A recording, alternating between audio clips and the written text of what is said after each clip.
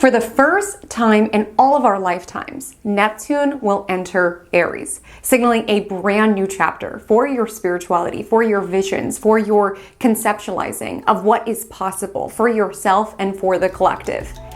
And buckle your seatbelts, because this is a story that is being written until 2039.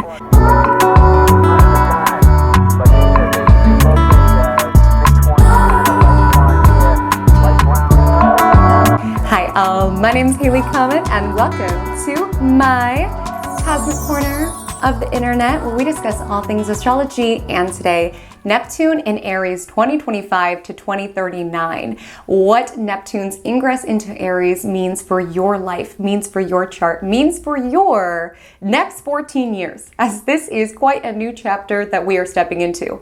And this is a new chapter that no one living on this planet has experienced. And Neptune has not toured through the sector of the sky since 1875. And with Aries being the first sign of the zodiac, it truly feels like there is a brand new era with brand new possibilities opening up for all of us, individually and collectively. But even though Neptune as a planet governs spirituality and transcendence and muse and imagination, Neptune has a darker underbelly. Neptune has a shadow side, and this is a shadow side we're going to want to remain conscientious of for the next 14 years, both collectively as we all romanticize these qualities of Aries, which we'll detail in this video, as well as individually, around where Neptune and Aries will transit within your chart, because that represents a life arena that fundamentally you are not seeing clearly. Neptune speaks of illusions. Neptune speaks to delusions. Neptune speaks to scams and deception. And it tends to be an area of our life that we are looking at through rose-colored glasses. Can this be an inspiring influence? Can this be an artistic influence? Can this be a deeply spiritual influence? Yes. But can this be a destabilizing influence, a confusing influence, an illusionary influence? Absolutely. And I, as an astrologer, am a believer that to be forewarned is to be forearmed. Of course, there's higher vibrational possibilities for this transit, but it is important to be mindful of the shadow side of Neptune in Aries collectively, as well as within your chart. So within this video, we will cover the collective implications of Neptune in Aries, what we as a society are glamorizing, idealizing, and romanticizing. We will go back in time to the last time Neptune was in Aries in the late 1800s to see how the major themes at that time may ricochet into our present day reality and experience of this transit. We will reflect on Neptune's journey through Pisces, which has been the case since 2011, and tuning into how this showed up within the collective consciousness, within the mainstream. And then we'll take it into a sign by sign, house by house analysis of where Neptune and Aries will impact your chart and thus your life. An arena of life that you could experience more spiritual experiences, more transcendent experiences, more selfless experiences, but also an arena of life where you're going to want to remain grounded around, where you're going to want to ask questions, where you're going to want to remain tethered to reality, even if Neptune's siren's call is luring you away to escape, to avoid, to procrastinate, to dissolve into your own world. And just in case this is your first time stepping by my Cosmic Corner of the Internet, hi, my name is Haley Comet. I do all sorts of content here on my channel. I take you through all signs forecasts for all of the major transits, which in the year 2025, we have some major ingresses taking place. You'll find all sign forecasts for all of those here on the channel. I also have a weekly horoscope series called Magic Monday, where I take you through every single week of astrology and how it is that you can co-create with the cosmos, how it is that you can work with the astrology. As I stated, I believe to be forewarned is to be forearmed, and it's so helpful to dial into the story of the sky above you in order to make sense of the world around you and within you. So without further ado, we have a lot to cover, so let's go ahead and take it into Neptune and Aries, dreaming alive the impossible.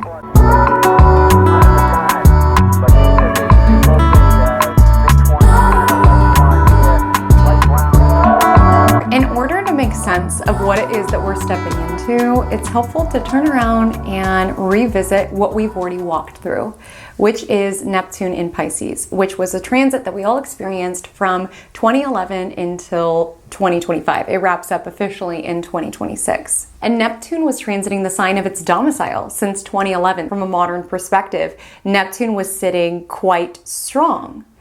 And something that's important to keep in mind around planets in their domicile or sitting in signs that they rule is that it does not make them immune or exempt from the shadow sides of that planet. Quite the contrary. When a planet is sitting in its home turf, it's going to exaggerate the qualities of that planet for better and for worse. And we've seen since 2011, both better and worse when it comes to Neptune. So let's walk down the many ways that we saw this alive within the collective consciousness. I want to start with spirituality. Since 2011, spirituality has really hit a critical mass, or at least has made its way into the mainstream. Of course, spirituality was alive well before 2011. It will remain a thing past 2026, but I think Neptune in Pisces significantly contributed to it being part of the public lexicon. I mean, in 2011, most people did not know their astrological sign. Now, a lot of people start conversations with their big three, and that's just astrologically speaking. I mean, I think when it comes to spirituality, topics that used to be more hidden, more occult, are now part of the public awareness. Neptune as a planet dissolves borders and bounds. So information that used to be a little bit more hidden or taboo or occult is now accessible. And with that comes the downside of Neptune, which of course could be misinformation, whether that comes to spiritual topics. Spirituality become more popular where there was issues around like clickbaiting or so much information that's being pumped out there that sometimes people aren't able to tap into what's real or what's not. And speaking of that, since 2011, we have seen a significant rise in social media. And this is relevant to Neptune as Neptune governs screens and cameras. And since 2011, social media was around before 2011, but since 2011, it became more and more widespread and commonplace to take photos pretty much anywhere that we are, to constantly be documenting our lives. Those bounds around what is private and what is public became more leaky and more transferable. And when we think of Neptune being the dream and Pisces being the idealized fairy tale version of life, as social media grew, there also was this rise of people selling you this lifestyle or selling you this very idealized, romanticized, perfect experience of life. Neptune is smoke and mirrors, right? The information we choose to obscure, the information that we choose to present, the photos that we choose to present, the photos that we choose to alter. I would also argue Neptune in Pisces since 2011 contributed to a lot of widespread usage of Photoshop, of Facetune, of Snapchat filters that distort our face, of TikTok beauty mode that distorts our face. With Neptune in Pisces, there were a lot of images and video and even like lifestyles being projected. And I think towards the tail end of this transit, a lot of us realize now, like that's not real life. But I think especially with the new frontier of social media and Photoshop and Facetune, a lot of people would take in these images, take in these lifestyles and feel like this was real, feel like this was the ideal. And on that note, with us now intaking more idealized and romanticized and airbrushed imagery and videos and lifestyles, that's also given way to more scammers. We've witnessed this since 2011. Now, scammers existed before 2011. They will unfortunately exist after 2026, even when Neptune leaves Pisces. But with Neptune and Pisces, we have these definitive major news stories around these major scams. Or if it wasn't all out scams where there were bait and switch or pretending to be someone that they were not. For example, think of Elizabeth Holmes of Theranos infamy, where there was a certain vision, a dream that was being sold of this drug that was revolutionizing the healthcare industry, had all of the sparkle, none of the substance, none of the science to actually back up that vision. But the vision was so enticing that many investors bought in before it was revealed to be a sham. Also think of Fire Festival. Majority of the budget was put towards the marketing materials of selling the certain vision of partying on the beach with all of these hot models and having the time of your life, just for people to actually go to the festival and get this, right? All of the sparkle, none of the substance. Think of Anna, of inventing Anna. There's countless examples of this generation's desire to want to be sold a dream and to buy into a dream, and less of an emphasis on the substance to back up that dream or that marketing or that imagery or that story or what have you. Neptune also within astrology governs drugs, and the pharmaceutical industry has exploded since 2011. I mean, exploded. The pharmaceutical industry hit $1.6 trillion in revenue in 2023. Like, drugs and medications are now more accessible to more people, for better and for worse. Like, sure, this time could have witnessed many drugs and medications getting in the hands of people who needed them in order to support their healing. It's like, on the bright side, yes, maybe more medications are available to more people who need them. But on the downside, with Neptune in Pisces, that could be seen as more normalized, or certain boundaries or barriers that were in place in order to be discerning with prescribing no longer exist, at least in the same way. Like, we've seen over this time that now you can go online, get something prescribed and have it mailed right to you. Like, it's never been more accessible than it has been with Neptune in Pisces, which most certainly has a downside. So these are just a couple of themes to percolate on as you consider Neptune in Pisces since 2011. I would love to know if there's any ways that you have particularly seen this Neptune energy alive since 2011 as you walk down memory lane and contemplate that. I would also encourage you to look at where in your chart you have Pisces, as that is a life arena that could have been subject to some romanticizing, some idealizing energy within its own way.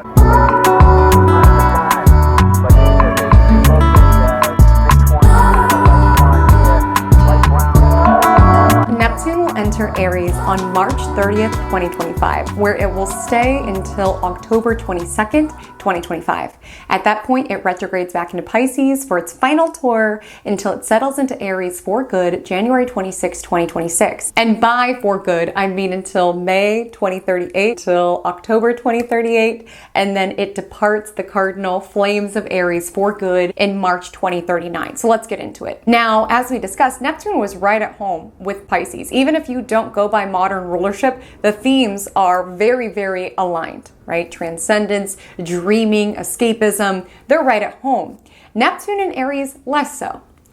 Neptune is a little bit more of kind of a sleepy influence, whereas Aries is full of energy. Neptune is around compassionate, selfless love as the higher octave of Venus.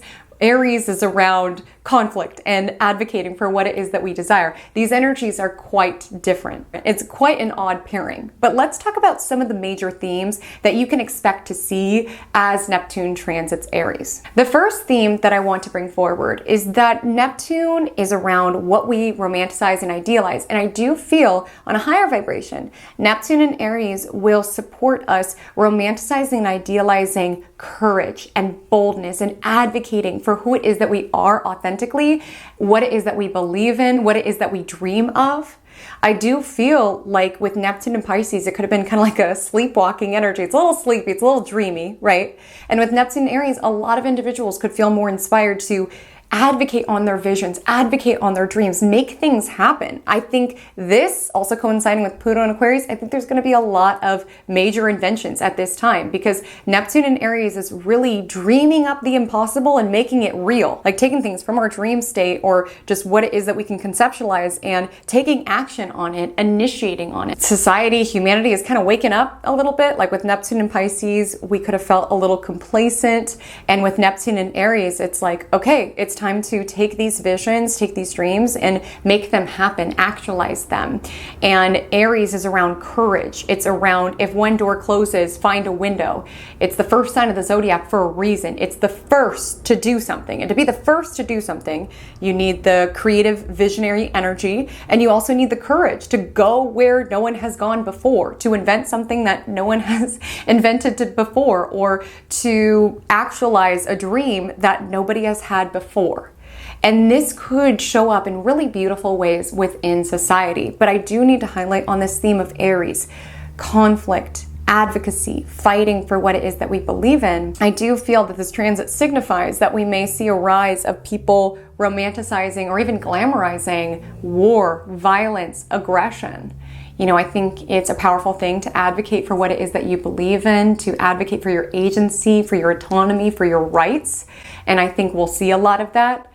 My concern is around with Neptune in Aries, that many individuals could feel like their conflict, their aggression, their physical fighting is the only way to bring certain visions or dreams to life, or to stick up for what it is that they believe in or what it is that they envision. And even a widespread usage of propaganda or imagery that is intentionally deceptive for the purpose of inciting rage, inciting anger, inciting division, inciting even violence. This could be a time in which there's attempts to glamorize war or glamorize conflict, glamorize aggression, or to see violence as a necessary means to some sort of visionary end. Having one's spiritual beliefs back up one's violence or aggression or conflict towards another. And I think that can be a more sinister, nefarious influence. I mean, think of the last time that Neptune was in Aries, 1961 to 1975. A day or two after Neptune entered Aries, the Civil War began here in the US. And yes, it was fighting for ideals, right? Like Aries is very physical, it's very raw, it's just who it is that we are as humans. Neptune is very transcendent. It's around, like, in God's eyes, we're all equal, regardless of who it is that we are, what it is that we look like, where it is that we're from. In God's eyes, we're all equal. And it's important to stick up for that. But as you may know, that war saw nearly 750,000 fatalities. And I'm not a fear-mongering astrologer. I'm not necessarily saying the exact same thing is going to play out. I'm just highlighting that that is my concern. That with Neptune in Aries, there may be a feeling within the collective consciousness that violence is the answer, conflict is the answer, war is the answer. And while I think it's important to stick up for ourselves, to stick up for our rights, to stick up for humanity with Pluto and Aquarius, my hope this Neptune in Aries is that it does not need to get done through violent means. Because as I stated, with Neptune in Aries, when we think of this very spiritual energy backing up Aries, our cause, what it is that we're fighting for, what it is that we're sticking up for, I mean, this could support like spiritual warriors, like really fighting for the world that you believe in. And that doesn't need to show up via fists and via knives and things like that. That could be really fighting for the visions that you have for humanity at large.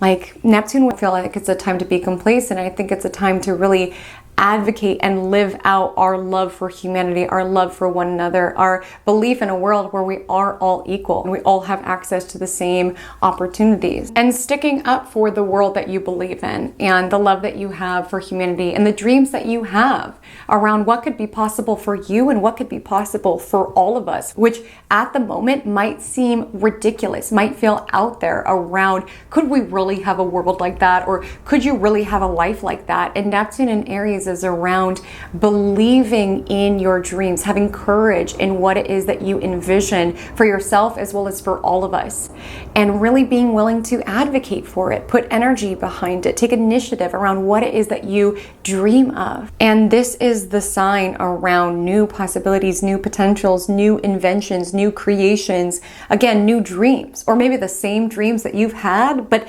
new courage to fulfill said dreams, to actualize said dreams, to have the courage to try, to show up, even if it's messy, you know, with the energy of Aries, even if you don't get it quite right the first time. Neptune in Aries could romanticize the spirit of showing.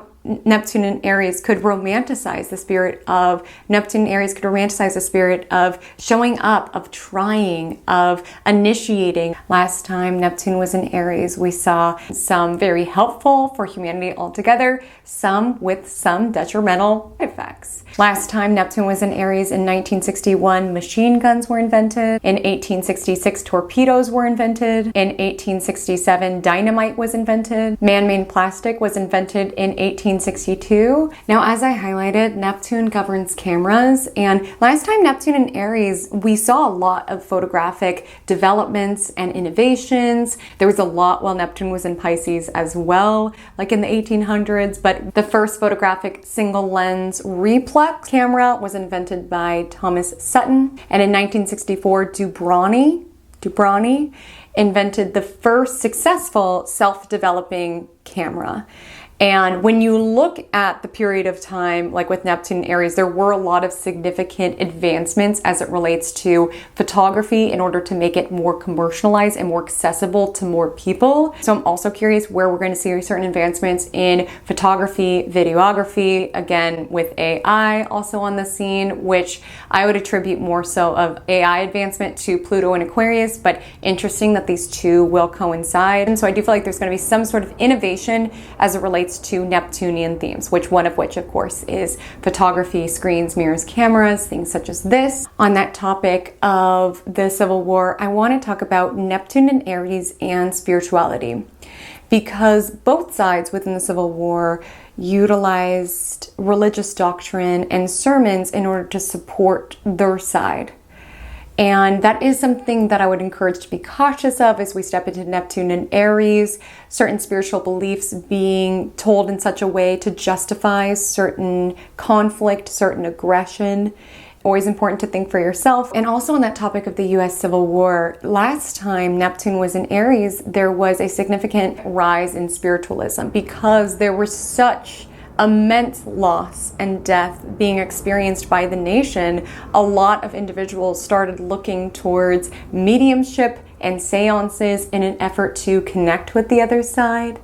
You know, at the last time that Neptune was in Aries, it was after the telegraph was invented and the telephone was just about to, come into existence. And think about it, at that time, that probably seemed magical to talk to someone who was not there. Like, it makes sense that a lot of individuals felt like that would be the next frontier to conquer, is being able to connect to the other side or initiate contact to the other side. And it became more popular and widespread at that time. In fact, some spiritualists argued that brigades should be composed of spiritualists because they were not afraid of death. So they would be more courageous in combat. Even seances were performed in the White House. First Lady Mary Lincoln performed seances in the White House in 1862 in order to process the loss of her son Willie, who passed away from typhoid fever. And I guess she was successful. She reported she was successful. She was able to connect to Willie. She was also able to connect with her son, little Eddie, who had passed away when he was 4. I believe there was a total of 8 seances that were held in the White House, some of which reportedly Abraham Lincoln attended himself. Queen Victoria used seances and mediumships in order to connect with their husband Prince Albert in 1861. So there was a rise of spiritualism at that time, which makes me curious if this next pass of Neptune in Aries, we're going to see a rise in similar topics. With Neptune in Aries, it could be individuals forging their own spiritual beliefs, their own spiritual connections, not necessarily needing to be reliant on institutions in order to validate their own spiritual beliefs or their ability to initiate contact with the other side, connect to the other side, or whatever it is that you want to call it. And Aries, the territory that Neptune will transit into, is ruled by Mars. So other elements of Mars, outside of course, conflict and aggression, may be subject to this Neptunian dissolving, confusion. And Mars is a planet that does deal with masculine principles or men altogether. And so with Neptune in Aries, we may see some sort of spiritual awakening as it relates to the divine masculine, or there could be confusion around what it means to be masculine, what it means to be a man. Mars also relates to physicality. And so with Neptune in Aries, there could be a shift to really seeing the spiritual value within sexuality, but also with Neptune, confusion around it, blurred boundaries, what the role of it is for. I wouldn't be surprised if this is a time in which there's less children being born. My concern is that Neptune is a planet that deals with blurred boundaries, dissolving of boundaries, and with this being a Mars-ruled sign, my concern is if certain boundaries are going to be blurred around sexuality, around consent. There also can be, with Neptune governing, screens and cameras. I'm also curious if there's going to be more VR. things around sexuality, if you catch my drift. Pluto and Aquarius, I think there might be like more robots or things like that. And again, I'm just sharing what themes I could see come about during this time. It is not my role here in the cosmic corner of the internet to say whether these are good or bad things. I'm just stating the themes as I see them. And Mars also has to deal with physical fitness, vitality. And I do feel like there could be a spiritual value in feeling strong, in going after what it is that we want, that collectively we move towards. But I'm also curious if the confusing energy of Neptune, there will be a disinterest in being strong, being vital, being fit. Maybe even with Neptune in Aries, more and more people reaching for certain drugs in order to boost, stamina or athletic performance in some way.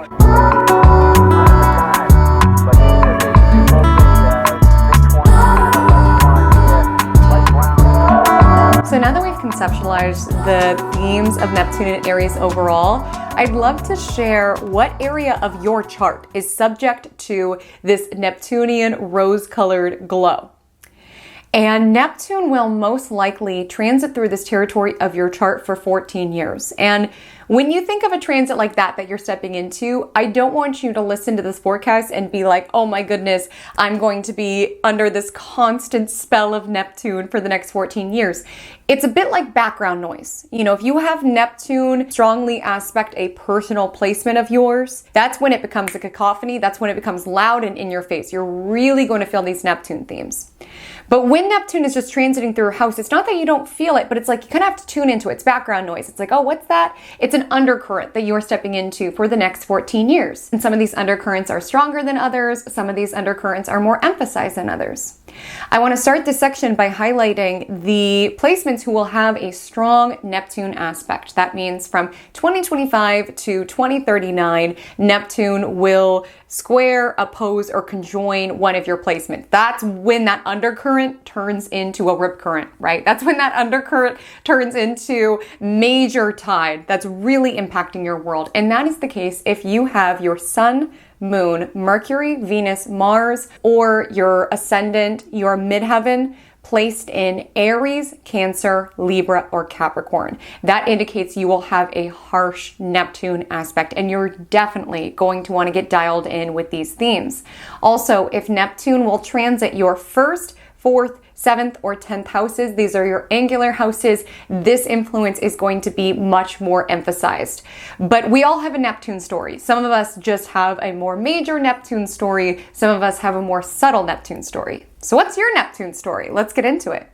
So there's two ways to go about the rest of this video. The first is, you could just listen to the whole thing, my love. Thank you for helping the channel. I'm just kidding. You don't have to do that. But the first way is if you are newer to astrology or you use whole sign house systems, what you'll do is you'll find your ascendant sign, also known as your rising sign, and you'll go down to the description. You'll find the timestamp that coincides with your rising sign, and you will jump to that section. That is your reading. That is your Neptune story. That is the undercurrent in the arena of life that is subject to Neptune's nebulous, elusive energy. If you utilize Placidus house system, I do as well within my practice and within my business. It is a little trickier, but I'll guide you through with a step-by-step tutorial on screen. So what we'll want to do is we'll want to find out which house or which houses hold Aries within your birth chart. So you'll go to astro.com, you'll input your birth information, and you will get a circle chart like this. You will find the Aries glyph. It's red, it looks like this. I'm circling it on screen. We'll want to find border to border. This is the Aries portion of the sky. Regardless if you have Aries placements, every single one of us has an Aries portion of our chart. And that's the life arena that Neptune is stirring up with its tricks, illusion, and deception. So you'll want to see, when you follow towards the inner ring, there's little numbers here. You'll want to see which pieces of pizza hold that Aries glyph. So with an inner planet Janet's chart on screen, we see that that Aries glyph goes from the 11th house into the 12th house. So inner planet Janet would listen to both Neptune transiting the 11th house and Neptune transiting the 12th house readings, as those are the life arena planets that will be stirred up. Some of us just have Aries in one house. Some of us have Aries in 2 houses. Some of us even have Aries in 3 houses. So you'll want to get dialed in because those are all the sectors of life that will be stirred up. So now that you know exactly which reading that you should listen to, let's go ahead and take it into Neptune through the houses. If Neptune in Aries will transit through your first house, you may be Aries rising. You may just have some Aries degrees within your first house. But regardless, this is a more major Neptune story for you. You are buddy up with Neptune. And having Neptune as your planetary sidekick most certainly has its fair share of benefits, but it also has its drawbacks, which you're going to want to dial into. Because a lot of you are Aries ascendants. So you are individuals who are upfront and direct around your desires. You go after what it is that you want out of life. You are fully authentic to yourself. You know what you want, a lot of you. And with Neptune entering your sign, there could be sensations that you step into over the next, 14 years or so, where you don't recognize yourself. You could feel a little confused. You're like, wait, I typically know what I want is that I desire, and suddenly I don't. Suddenly I feel a little bit more lost. Suddenly I feel a little bit more confused. Suddenly, instead of being more assertive or making things happen, I'm just like watching as things naturally unfold. Having Neptune transit your first house, you really are in the tides of the universe at this time. And this is not the time to furiously or frantically swim against the tide. Like you might be feeling pulled in a certain direction, and the more that you try to force things, the more you could feel like things just slip through your fingers. And again, this is not necessarily a bad transit. It's just important to flow and not force. This is a time in which the more that you try to force your own efforts or your own will, you may feel like things dissolve or they slip away from you. And again, it's important during this time not to feel lost or not to feel this tide taking you away and panic, right? Furiously swimming in the other direction. Really see what the universe is showing you at this time, because this can be an incredibly magical, mystical time of your life that you are stepping into. I mean, you can witness miracles happen around you. You can really witness the universe working around you and through you and with you. And that happens when you flow. You have to allow life to happen at this time. You have to observe how you are being guided by the synchronicities and the miracles and the signs. Some of you could be more visible as it relates to your spiritual beliefs. I mean, some of you could step up as a spiritual leader. Neptune and Aries in the first house. Some of you might have certain gifts and abilities that you might be a little bit more outward about. It might be woven into your identity at this time. A lot of you could unlock this compassion within you, this selflessness, this desire to want to dedicate yourself to some sort of cause, something that's bigger than yourself. But what's important is that you allow a shift within yourself. Because like I said, sometimes when we're confused, we feel the universal tide taking us in a certain direction. We can want to fight against it. We can want to resist it. We can be like, I feel so lost. I feel so confused. There must be something wrong. You are exactly where it is that you're meant to be. Allow yourself to evolve. Even if that means things that you used to like, things that you used to like desire, aspects of yourself that you used to cherish, they may go through some sort of shift at this time. The water may come in and kind of sweep certain elements of yourself away. And it's not a time to furiously swim after those parts. It's more so around, okay, how can I allow what self-concept no longer aligns with this season of my life, what version of myself no longer aligns with my life to be swept away, and embrace what is ebbing into my world, because there's quite a bit ebbing into your world at this time. Your intuition could be on point during this transit. I'm not kidding. You're going to receive so much more psychic data, energetic undercurrents of your situations. So much so, you may need to learn about energetic maintenance. You may need to learn how to kind of shut down how much information that you do receive. It's like you are a clear channel during this time. You could be like tapping into all of these kind of like radio stations of the rooms that you step into and the energy that other people have. And it's going to be important for you to learn how to bring your energy closer to yourself, as well as turn off that radio station if it's kind of like too much data that you no longer want to receive. And the danger of this transit, because, you know, Neptune could be a gentle tide or it could be a rip current.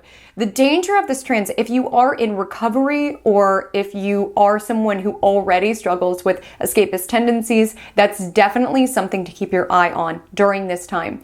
Because sometimes when we go through this time of being psychically a lot more tuned in, turned on, alive, that's a lot of data to take in, and a lot of individuals, in order to numb our own emotions. You could even be surprised by how emotional you are at this time. In order to numb it, a lot of people do turn to drugs. They turn to alcohol because that helps turn off our energy levels, because it helps turn off our intuition. Truly, it helps us kind of shut down all of that data that we intake. And I would deeply encourage you at this time. Neptune wants transcendence, and a lot of times we find some sort of false sense of nirvana or oneness through drugs or through drinking, which again, I'm not casting judgment on how it is that you choose to live your life. I'm just saying this transit can be so amazing for finding that in more constructive ways, finding that through your art, finding that through your spirituality, finding that through some sort of cause that you devote yourself to, some sort of cause that you advocate for with the energy of Aries. You know, you could be a leader in spearheading some sort of spiritual cause, some sort of mission. And you're going to lose that if you allow yourself to listen to the Neptune siren song of just escape, just numb, just shut it down. Because sometimes with Neptune energy, we do feel a little bit lost. Like I said, things that you used to desire, we no longer desire. In order to create some sort of excitement within our life, sometimes we do turn to partying and things like that. And the invitation, if you do feel lost or confused at any point in time, is not to, party, but rather find what it is that you lose yourself within, to find something that you can pour yourself into. And Neptune, as I stated earlier, it governs cameras. So some of you could be on camera at this time. You could get more into photography. You could also look out at the world through this more photographic lens, really seeing the beauty and the magic all around you. Really seeing the beauty and the magic and the meaning and the signs and proof of the universe all around you. And again, working within you. First house is the house of identity. You could be seen at this time as a spiritual leader. You could be seen at this time as someone who is compassionately advocating for a cause that is bigger than yourself. You could be seen at this time as somebody who is a mystic, somebody who is a channel, someone who is a gifted photographer, someone who is a visionary, someone who is an artist. Neptune is muse energy, and muse is working with you, okay, during this time.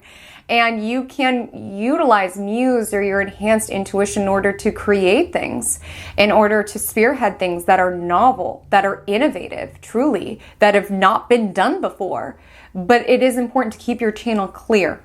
And so my encouragement would be mindful as it relates to anything that is mind altering or has an ability to become addictive. Because the energy of Neptune, you don't want to see how far down the rabbit hole goes, okay? When it comes to Neptune, it's like we have a certain limit and then that limit dissolves and we have another limit and that dissolves. It's not the sort of energy that you want to play with around procrastination and escapism. And that shows up in many other ways. It's not even necessarily just drugs and alcohol. Anything escapist that numbs you from reality is something to be avoided here. I do want to say this transit may be a little frustrating for you because for most of you, you are an Aries rising. For all of you, you at least have some Aries within your first house. And you are who it is that you are. I always say with Aries energy, I'm like, you can't fake the funk, okay? You can't fake the funk. You are who you are. Like if you're not having fun, you don't fake it. If you don't like someone, you don't fake it. Like you are who it is that you are. Life's too short not to. And you really value being direct, being upfront, being honest with who it is that you are. And you may find that over the next 14 years, you could feel quite misunderstood. Neptune reflects, but it also projects. And so people could project things onto you.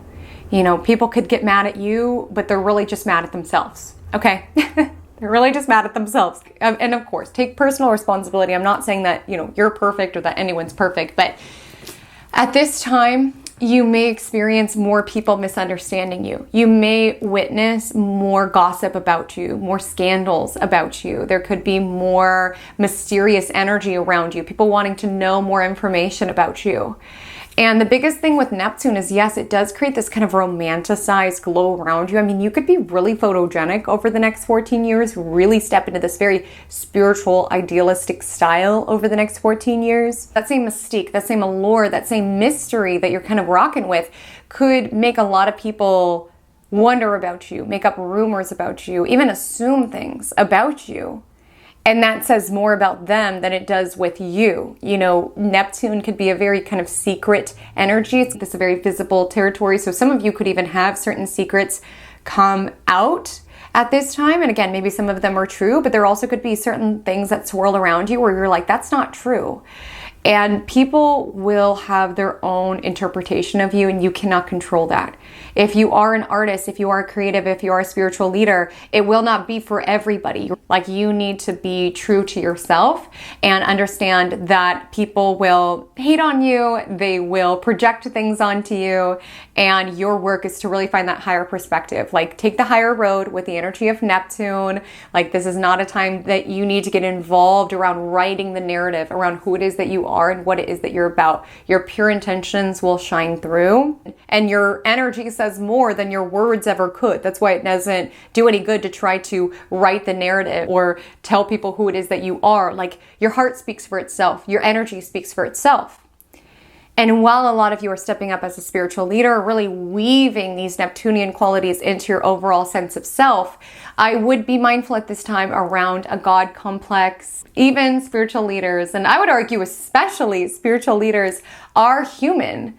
And don't forget that, you know, Neptune could be this transcendent energy, and I do feel like a lot of you are going through some sort of spiritual up-leveling, some sort of spiritual some sort of spiritual awareness to a bigger level. And I think it's part of that where sometimes we step into this energy around feeling like we are immune to the human parts of being a human. But again, we didn't come here to just like meditate in a corner all day and reach enlightenment, reach nirvana. We came here to be humans and to like interact with this physical plane. So also just being conscious of that.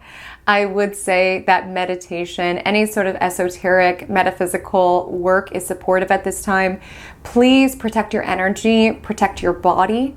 You may find at this time that your physical vessel is a little bit more susceptible to mysterious issues, weird rashes, weird reactions to food. Neptune really adds this element of mystery. And you could even find you might have been fine with certain foods or certain fabrics even, or things like that. And this could be a time in which you get more sensitive, because you are just more sensitive altogether. I want to let you know that over the next 14 years, whether that's emotionally, energetically, physically, even with it in the first house.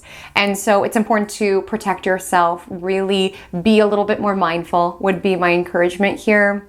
First house also has to deal with our physique, our fitness. Some of you could see the spiritual value in physique or fitness, or you could be really wanting to transcend beyond the physical body.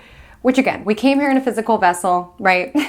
We leave here in a physical vessel. Like, there is a need to see the body as something spiritual, but some individuals could either lose interest around your own aesthetic or identity, or seeing the spiritual value around showing up for your physical body, your aesthetic, your physicality. And on the note of aesthetics, I noted this briefly earlier, but a lot of you are going to be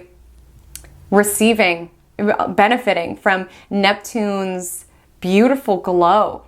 I mean, Neptune's the higher octave of Venus for a reason. Neptune is cinematic. Neptune is dramatic. Neptune is otherworldly, ethereal sort of beauty or sort of look about yourself. So a lot of you could go through some sort of style shift, or you could just really be radiating like this really beautiful, angelic energy, and this could make you photograph better. But you may go through some confusion around your physical body at this time. This could even be an energy around being a bit disillusioned around what you truly look like. Like there could be confusion around what you really look like. You could look at photos of yourself and be like, I don't know what I really look like, or I don't know what my body really looks like. There could be some confusion that you are subject to over this time. If Neptune will transit your second house, you may potentially be a Pisces rising. You potentially may not be a Pisces rising. You just have some Aries degrees within your second house. But regardless, Neptune's elusive, dreamy influence is coming into your second house of finances, of self-worth, of values.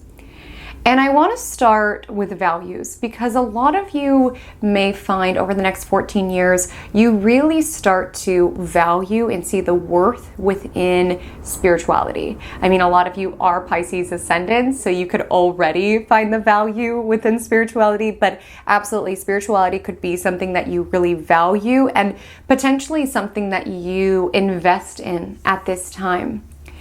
And I would say over the next 14 years to be quite cautious with your money, not fearful, not panicked, but Neptune energy is not so supportive for clarity necessarily. And you may find that you are a bit more vulnerable or susceptible to scams at this time, to get rich quick schemes, to people who sell you on this dream and then you find that there's no return on investment for it. My best advice is have trusted people that you can go to consult with around financial decisions. Because this is a time in which your judgment might be a bit skewed with Neptune's influence here. Some of you might have some idealized or romanticized ideas of how things could go for you financially.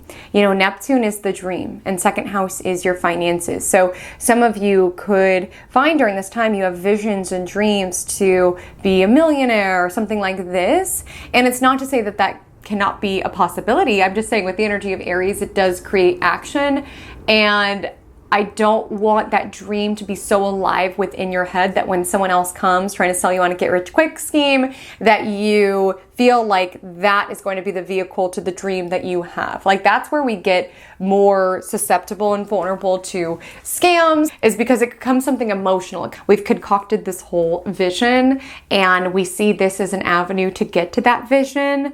And we're more likely to spend more, take more risk in order to get to that prize, in order to get to that dream. Some of you might even uncover some sort of like financial scandal of some sort involving your finances.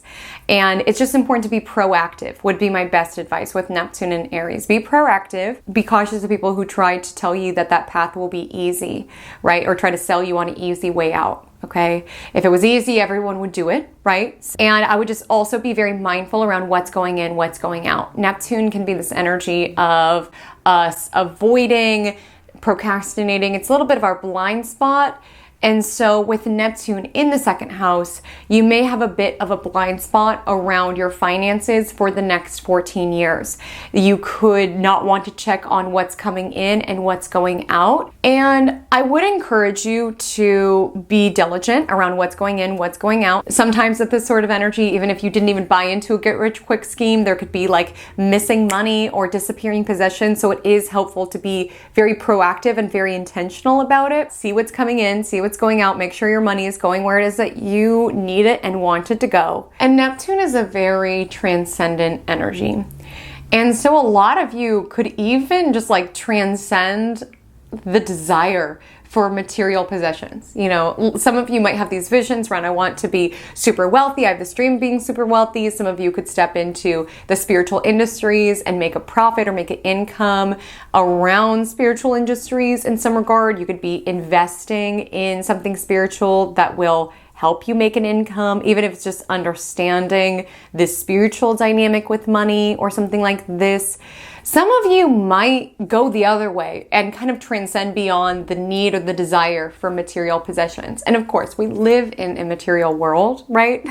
We need money in order to survive. And I'm not saying you're going to, meditate and find nirvana and sell all your belongings. Maybe like one or two of you out there might do that. But there just could be an energy where you're just not necessarily as motivated around, I gotta have the nicest things and I have to compete with other people. You could just be really wanting your money to go to altruistic causes in some way. You could be wanting your money to go to help advancing yourself spiritually. And you might find you're just not as motivated around money before, especially if you are in an industry where you feel like you're not really helping anyone. Some of you might even willingly take a pay cut during this time in order to do work that you really value or advocate for causes that really mean something to you. Even if you don't go through a loss of income, there just could be a lack of interest or desire around needing to 2x and 3x your business. Like the energy of Neptune could be like, in this wide, wonderful world with this soul that I've been given with this destiny, like I don't want to put in as much overtime. Like there's other causes that I feel more inspired to do. Like you might just feel like you are less motivated to make money purely for the sake of making money. Now, if it's backed by something, like with Neptune energy, I want to make more money in order to support this cause. I want to make more money because my business, I genuinely feel like is helping people. That could be very powerful. Like I think at this time, you have to give every dollar a job. My mentor would always tell me that. You got to give every dollar a job. And that could, of course, show up within like saving and investing. That's how she meant it. But right now it's coming through around like really staying connected around the spiritual value of money, like really ensuring that you're making money in a way that kind of aligns with your higher level visions and ideals for humanity, and wanting your money to go towards something, around wanting to invest in certain causes that you believe in, fund certain things that you want within your world. There could be a real desire for that. I do want to let you know that Neptune is the ocean, and the ocean has, ebbs and flows, and it has waves that go up and down, and you may experience some of that as it relates to your finances. And as it relates to the end of this transit, you should be in this place around really being able to witness how it is that you have loosened the mental, psychological, emotional grip that you had around finances. If you're someone where you have a great month in business, you feel amazing, and then you have a bad month in business, you don't feel so good, or you make a lot of commission, you feel great, you don't make any commission, you feel not as good. Like if you have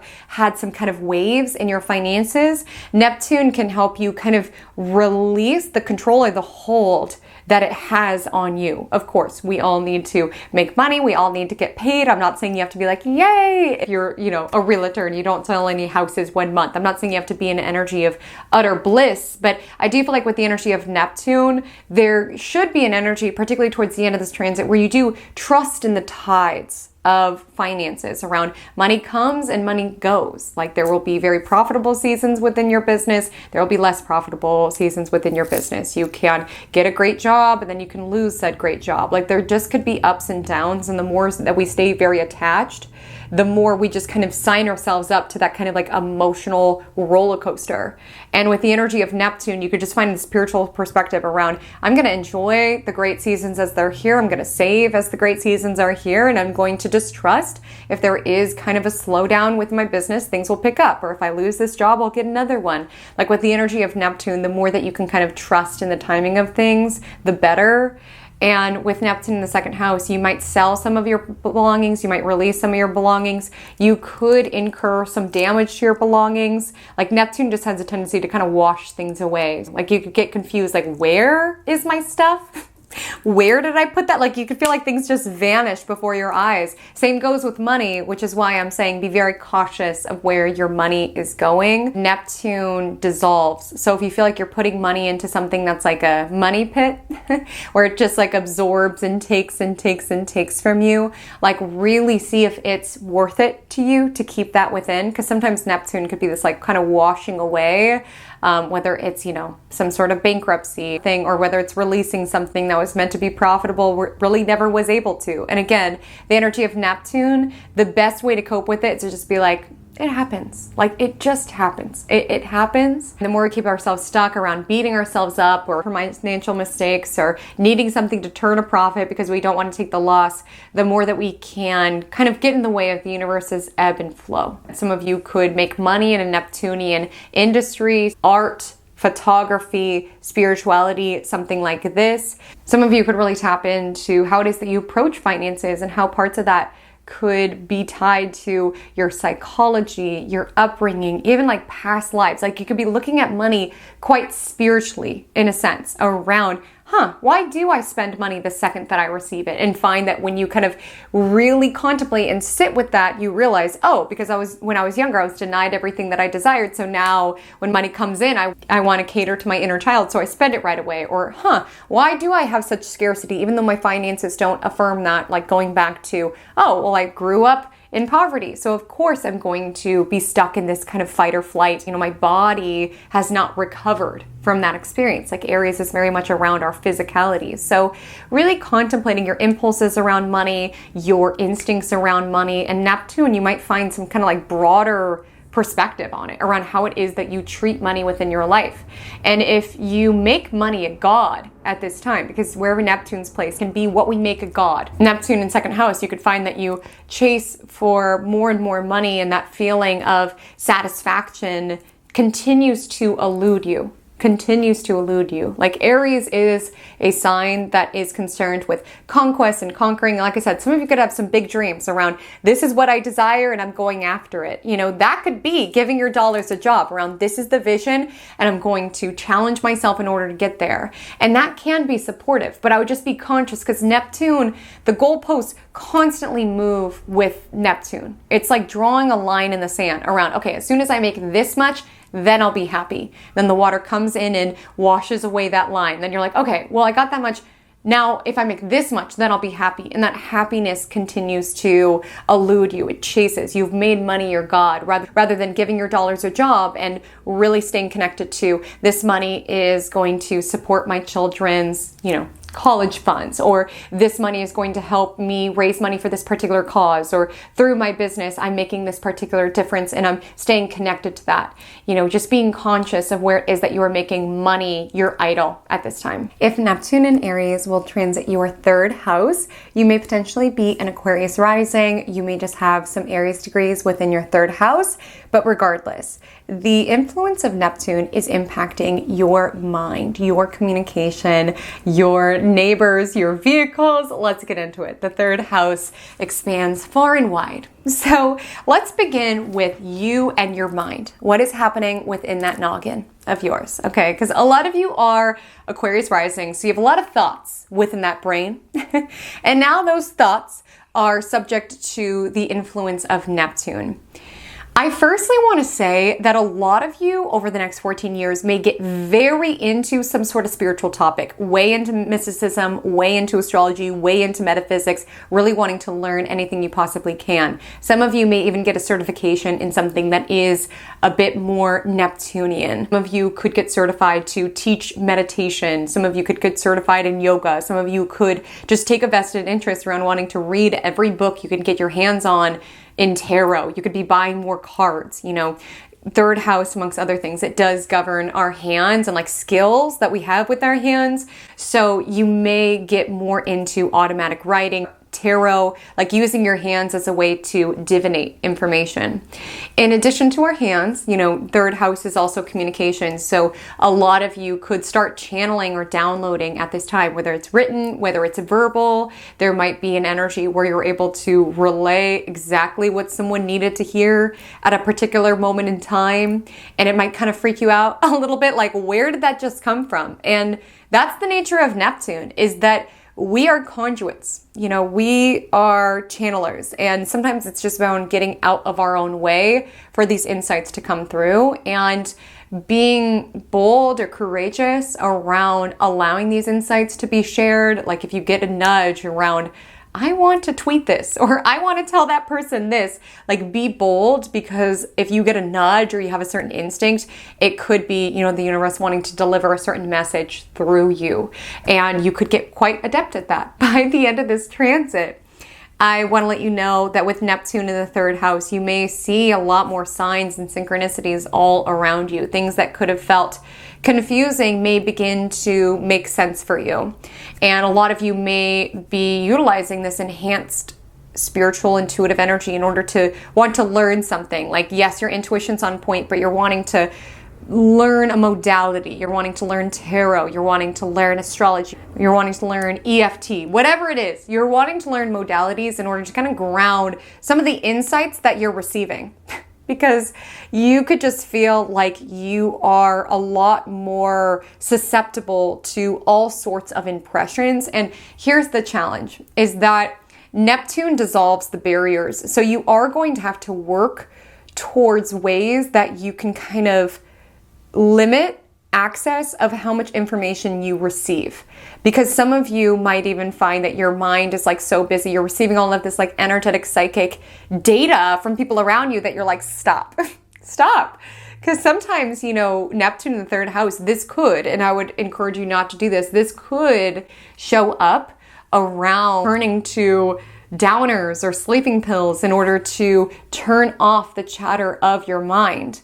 And my encouragement here would be meditation, mindfulness, the best way to go about this transit. And I know you hear it all of the time. And I didn't start meditating until a year ago. And I was so sick of everybody always saying, you got to meditate, you got to meditate. I'm like, I can't do it. I'm too neurotic. I'm too all over the place. I can't meditate. I'm not good at it. It's a meditation practice. Like, if it is hard for you to meditate, that means you need to meditate even more so. And it really helps, especially if you're moving into a season of your life in which you are going to be a little bit more intuitive, especially in like the information that you're able to receive at this time. Because what meditation does is it helps you filter the information. It helps you kind of like dump out energy that is not yours, that you need to like internalize or absorb. And it helps you kind of like make sense of the impressions that you are receiving. It's like, yes, you are being more sensitive and you are more open, but it's like an instrument. It needs to be fine-tuned, and meditation is a great way to do that, as well as for you to just kind of like dull the chatter of your own mind. Because with Neptune third house, a lot of you could look to things in order to escape out of your own mind at this time, and I want you to be conscious of that. Some of you could experience miscommunications at this time. You could say one thing and have that information be horribly perceived from people on the other side. You post something and someone gets offended and you're like, oh my God, that's not what I meant. Or you text something to your brother and your brother is mad at you now and you're like, that's not what I meant. You know, when it comes to information, people do not always hear what is said. They hear what they hear, because it's filtering through their processing system. And of course, be mindful with what it is that you share, like be intentional, but understand that misunderstandings will occur, and you can have the best intentions and be so intentional with your words, and still people will misunderstand what you're saying, especially if there are people who are committed to misunderstanding you. I'm feeling for some of you, it could be siblings, it could be neighbors, but there just could be certain contexts within your world where it's like, regardless of what I say, they still are mad at me. There's still an issue. I told them this, they were mad. I didn't tell them this, they were mad, I didn't tell them. It's like, I can't win. And sometimes that's the power in these sort of situations, is recognizing I can't win. Like, I can't win. Like, Neptune is kind of seeing this higher level perspective, being the bigger person, as infuriating as that can be, to be like, my neighbor is just mad at their life, so of course they're going to be mad at everything that I do. Or, you know, my sister is just competitive with me, so of course they're going to take everything I say as a direct threat to what it is that they're doing. Like, people do not see us as we are, they see us as they are, and you can feel like your words are distorted and twisted to be something that you did not intend. And you could do all that you can to try to rectify the situation, try to clarify what you said, but sometimes people will walk away with that sort of interpretation within their brain, and it's not your job or your responsibility to write the narrative or to get inside their brain and rearrange their thoughts in order to stack in the way that you want. Like, the energy of Neptune, it's just like honoring some things are out of our hands. You know, there could be an energy over the next 14 years where certain secrets are revealed. Be intentional if people do tell you secrets. Be intentional with what it is that you share to others. You know, with Neptune in the third house, this could be some gossip or some rumors. Much of it might not be true, but there might be pieces where it's like, oh, that was true. And some of you, if you do have siblings, there could be some confusing stuff that goes down with them. you could be confused. You could be looking at them like, who are you? You're acting different. You're keeping secrets from me. Or you might be keeping secrets from your sibling. But you could have a sibling who, yes, goes on some sort of Neptunian spiritual journey. Absolutely. Maybe they go down a darker Neptunian path. They get more into drugs or something like this. And the energy of Neptune, third house, there could be more confusion around your siblings. And I would say with the energy of Neptune, be very intentional, even outside of siblings. Just be very intentional at this time around not assuming things, or not assuming that your sibling's not calling you back because they hate you, right? Or something like this. Reading certain text messages from friends and be like, they hate me. Like, again, Neptune energy can distort and skew. And so you could be reading a text message or having a certain dialogue with a sister that you're like, oh, 100% it's like this, when it was actually intended like this. It just could be a time where there are some wires crossing. So I just want you to be intentional of that. You may find that you go through some stuff with your technology and your vehicles where it's like you just cannot get a grip on it. You can't find your technology. You can't diagnose the issue with your vehicle. There just could be like some confusing Neptunian energy around that. Some of you, if you are on social media with Neptune, you might be sharing more of your spiritual beliefs on social media. Some of you might seek transcendence and not want to be on social media. You are receiving more intuitive and psychic impressions from these devices. I know that sounds a little out there, but you will know what I'm talking about. And if you listen to this video in a couple of years' time, in that before you might have been able to go online, read the news, go on Instagram and see all sorts of data and not be affected by it. This is the sort of transit in which you're not going to be able to scroll away from that puppy video without like crying, or at least feeling energetically affected by it. Like, recognize that you are constantly absorbing information, and there could be a need for boundaries around what information you are absorbing online, which is why a lot of people during this transit do choose to like walk away from social media, or at least take a more enlightened spiritual approach to it. If Neptune in Aries will transit your fourth house, this message is for you. You may potentially be a Capricorn ascendant. You potentially may not be a Capricorn ascendant. But either way, this is a big transit for you, because for at least part of its journey, Neptune in Aries will transit an angular house, which makes it a more significant transit. So you are rocking with Neptune, and it's hitting a very private, personal portion of your chart. When it comes to the fourth house, it deals with our home, our roots, and our security. And with Neptune in the fourth house, a lot of you could be questioning what your roots are built upon and what your life is built upon. And really wanting this higher level perspective on it around what is true to me and what was, response to the environment that I grew up within. Right? What is true to me and what is me clinging to a false sense of security that's not actually leading to my own enlightenment and empowerment. Like, a lot of you could be really looking at what your life is built upon and really seeking this higher level, more spiritual perspective to it, which can be, enormously illuminating and enlightening, but sometimes it can be a little uncomfortable, because things that we used to know to be true and we felt grounded within that, suddenly that's being washed away. It's kind of like that energy, because fourth house is our roots, it's our family of origin, our ancestors. And a lot of times when we grow up, we can feel like something is normal because it's all we've known, right? We could feel like something is normal.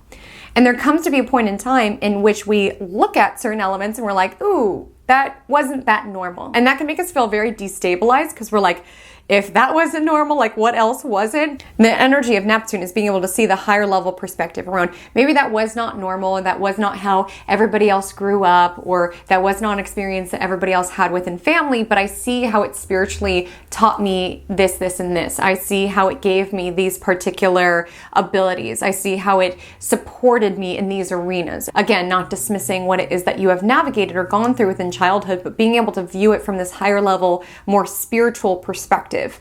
But again, if we don't allow these things to be washed away, if we cling to a false sense of security around, this is how my parents brought me up, so this is how I'm going to bring up my children. If we grip and hold too tight to these ways that we've been brought up, or these ways that we even emotionally regulate or soothe ourselves, Neptune energy can be a little bit confusing because it does ask us to kind of view the higher level perspective of things. And sometimes where we cling or where we hold on or where we find a false sense of security within, it's not necessarily in alignment with our highest and best.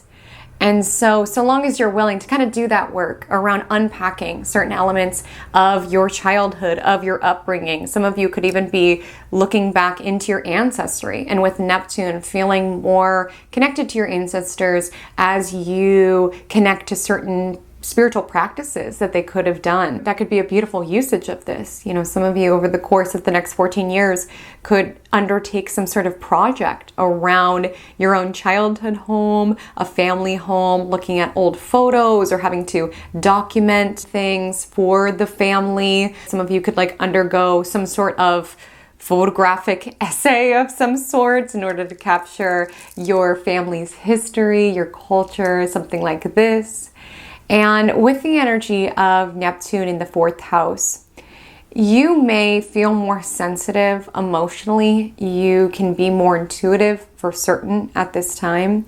And you can experience confusion around what are your emotions and what are not your emotions. Like the very nature of Neptune is to dissolve. Water just absorbs, right?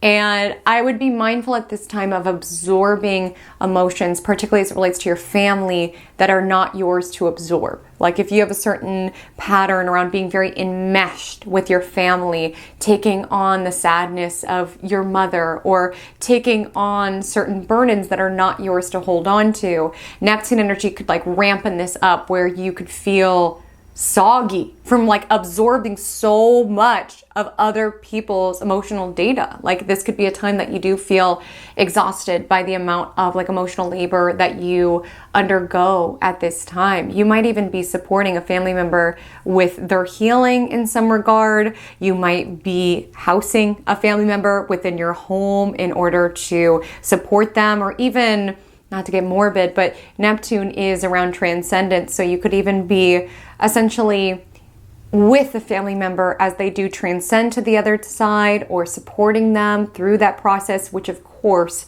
is heavy. And I would say with Neptune in the 4th house, it's really important for you to also show up for you, like have those rituals and those practices that help you ground and neutralize the energy that you are carrying and holding on to for others. Because even if you're not caretaking for someone during this time, you know, if you notice that you are reacting emotionally in ways where you're like, this isn't me, I'm like lashing out, I'm more bitter, I'm more angry, like really question, is this mine? Like, is this mine?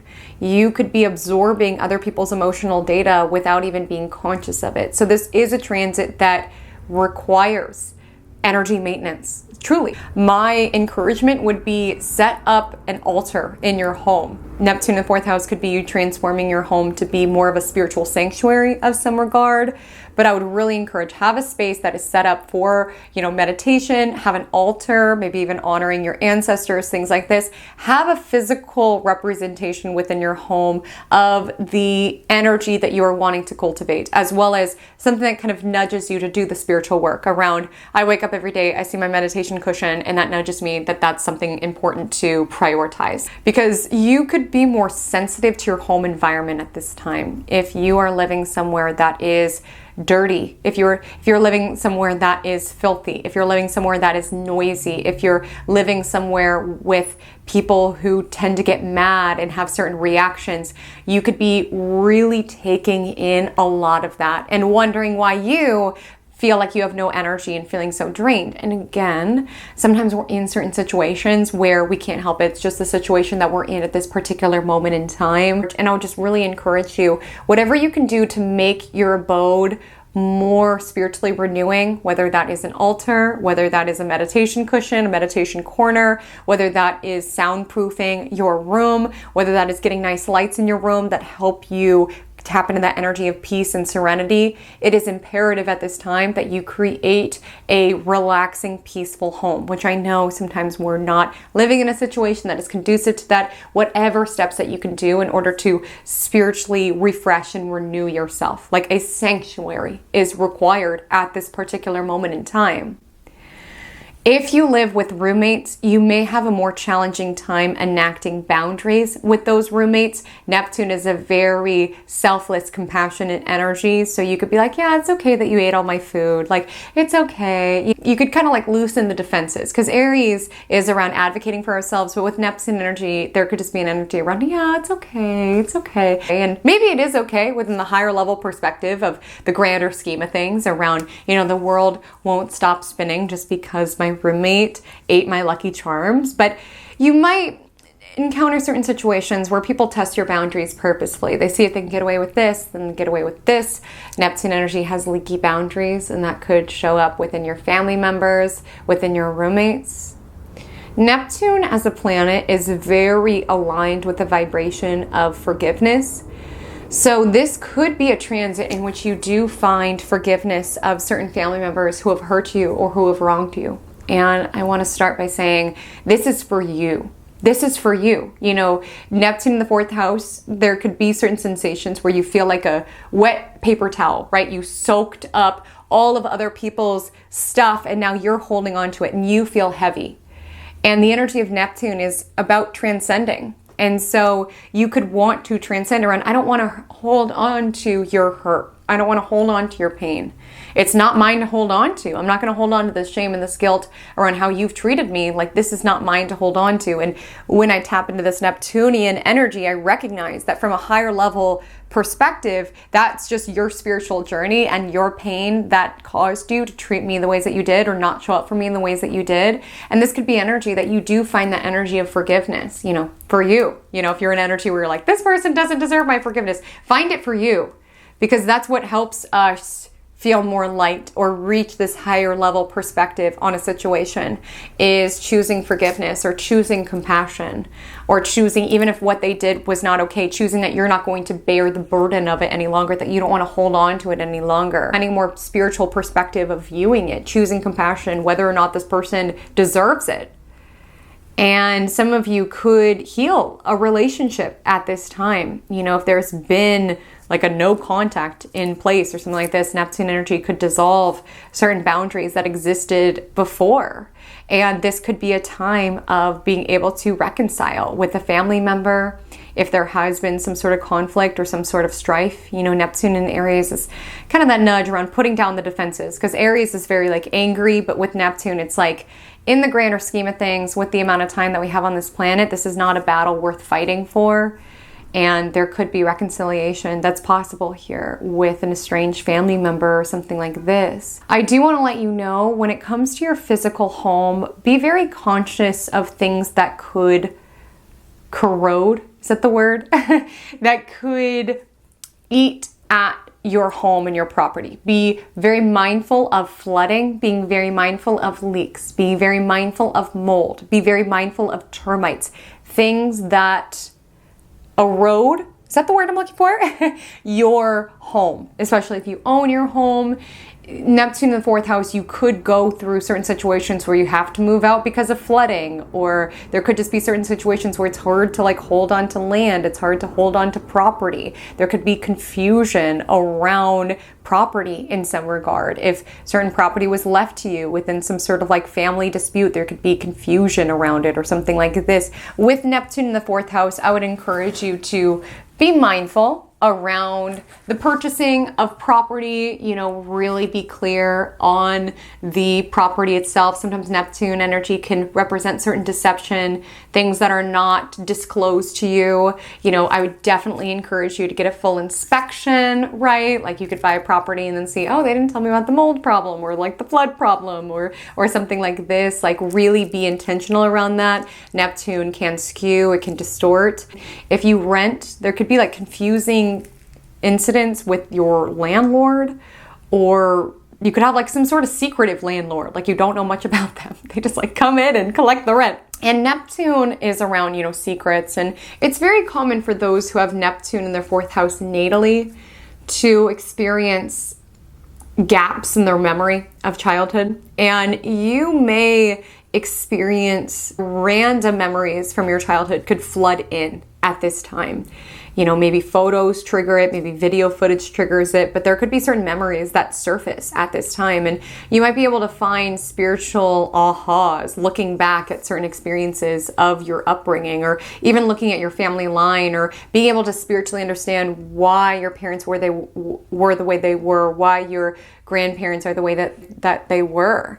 A lot of you could find this higher level connection to the legacy that you want to leave, like the legacy of your family tree. Like with the energy of Neptune, you could feel more connected to that, and recognize that even if you have certain family members who have passed on, like their influence and their essence is still alive here on planet Earth. It exists and illuminates through you. Like you are an embodiment of the people who came before you. And certainly this could be a time where you are, healing generational trauma or something like this. But what I also want to bring forward is, we talk a lot about generational trauma, but you could also be like living out generational dreams around the things that your ancestors were not able to do that you then are able to accomplish, which supports the entire family line. You may be spiritually motivated to move somewhere and you're not certain why. You have a certain draw around, I don't know why I need to move there, but I do.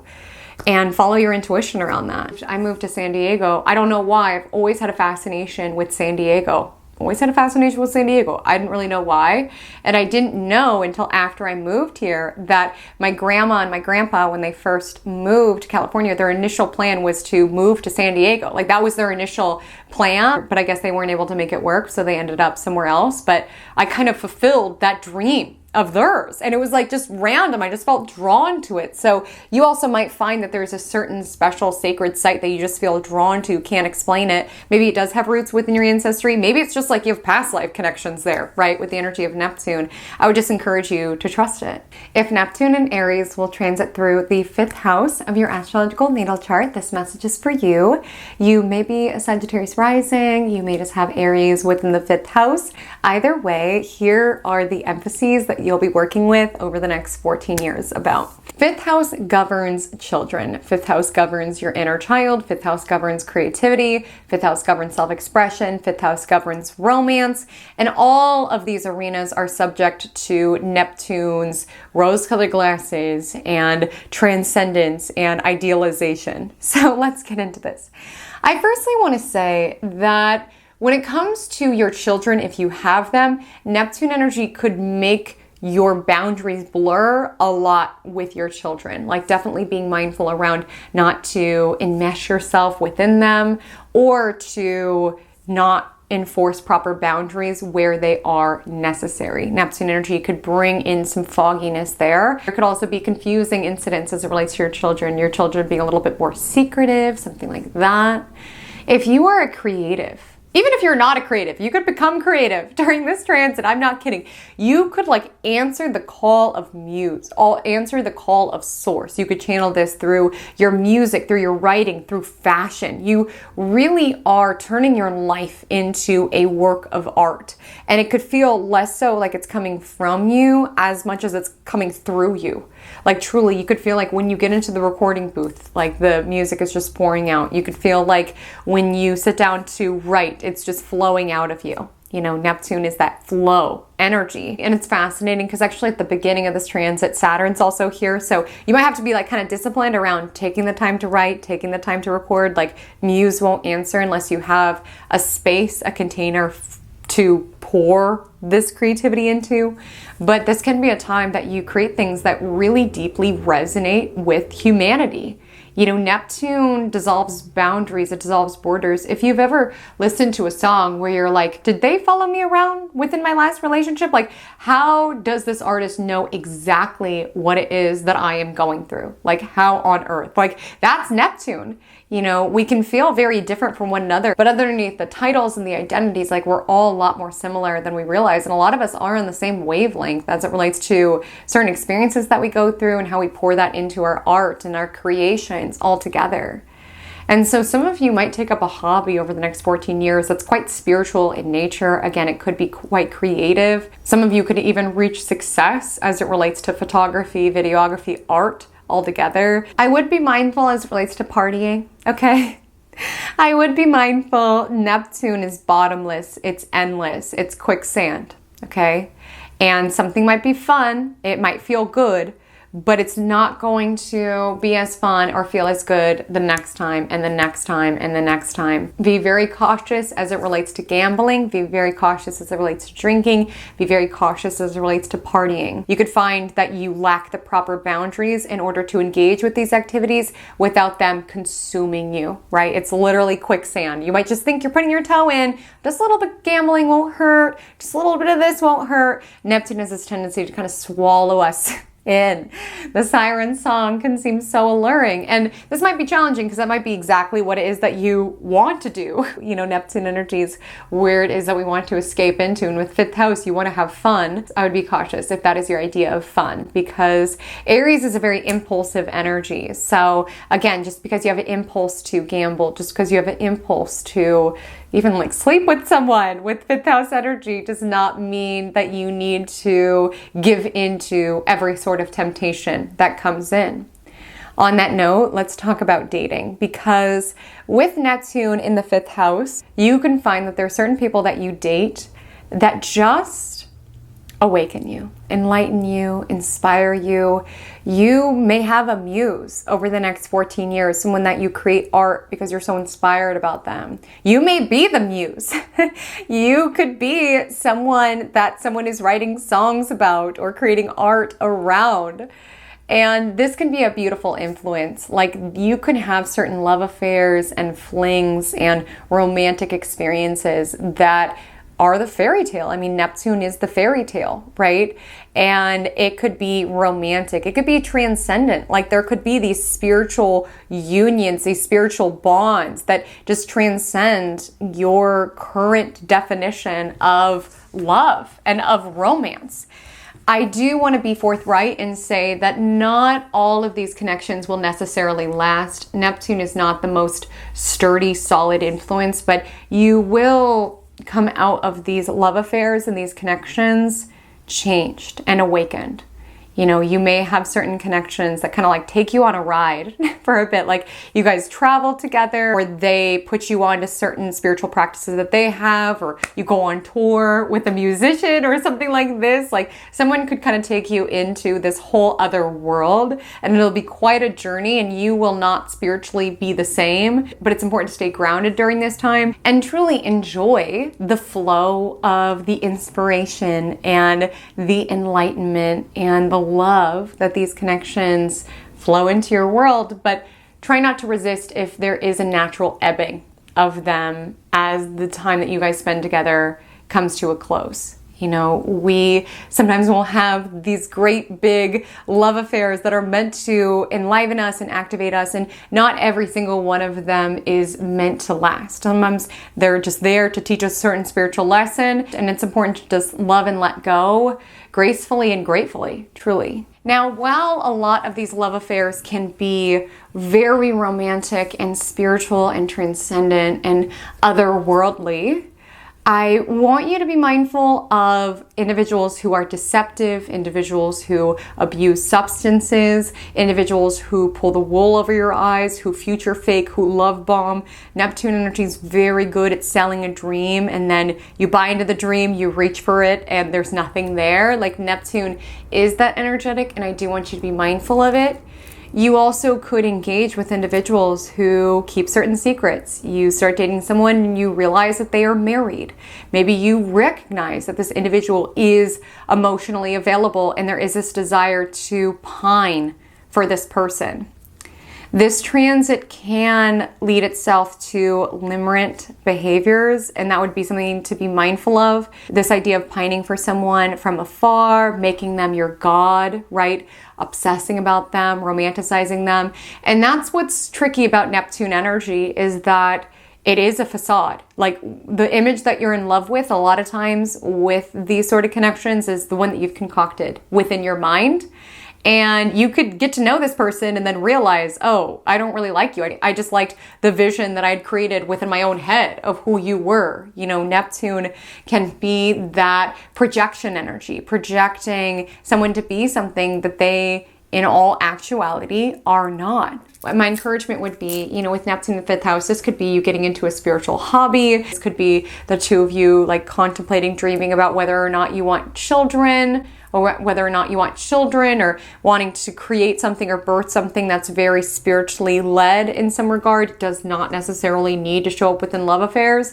I would just say for you personally, be very conscious of where it is that you are having crushes outside of your connection, or even engaging in certain behaviors outside of your connection. Neptune energy could be secret energy, scandal energy, and you could idealize something or someone that actually isn't good for you just because it's new, or just because it's romantic, or just because it's mysterious.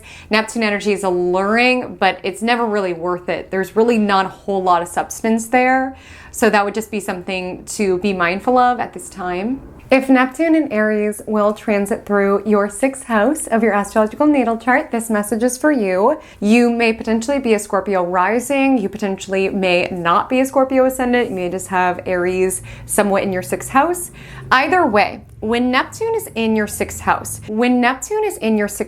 this creates some confusion and illusion in a territory of life where confusion and illusion is not so comfy cozy. Because 6th house is our routines, 6th house is our work, and this could be subject to this Neptunian murkiness. And how you could experience this. Firstly, if you don't feel that connected to your line of work. And when I speak of work here, 6th house governs the actual act of working every single day. Not your career, not your reputation. I'm speaking of your place of employment. I'm speaking of the work that you do. If you don't feel like it's helping people, if you don't feel like it's connected to a bigger cause, you may feel very dissatisfied and very disillusioned at this time. You might be stepping into work like, this just doesn't matter. I feel so bogged down by emails and company jargon. And it's like, what are we even doing here? And sometimes with Neptune, you just feel disconnected. You just have this questioning around, what am I doing? Is this what I want to be doing? Is this even helping anyone? And of course, it's like every element of work will entail some more boring or mundane aspects, but the encouragement with Neptune in the 6th house is stay connected to the broader vision around what it is that you're doing. You might just be sending emails in a certain day, but staying connected to what your company's, mission is and what their overall ethos is and the difference that you want to make as a result of your daily actions, your daily labor. But sometimes it's hard to find. If you're like, Haley Comet, my company is doing horrible things out in the world. Neptune in the 6th house, you may go through a change of employment if you feel like your work is laborious and soulless. And with Neptune energy, you could just be rejecting it. It's like, I don't want to be here. You could be daydreaming more, idealizing more, just like, I don't want to be here.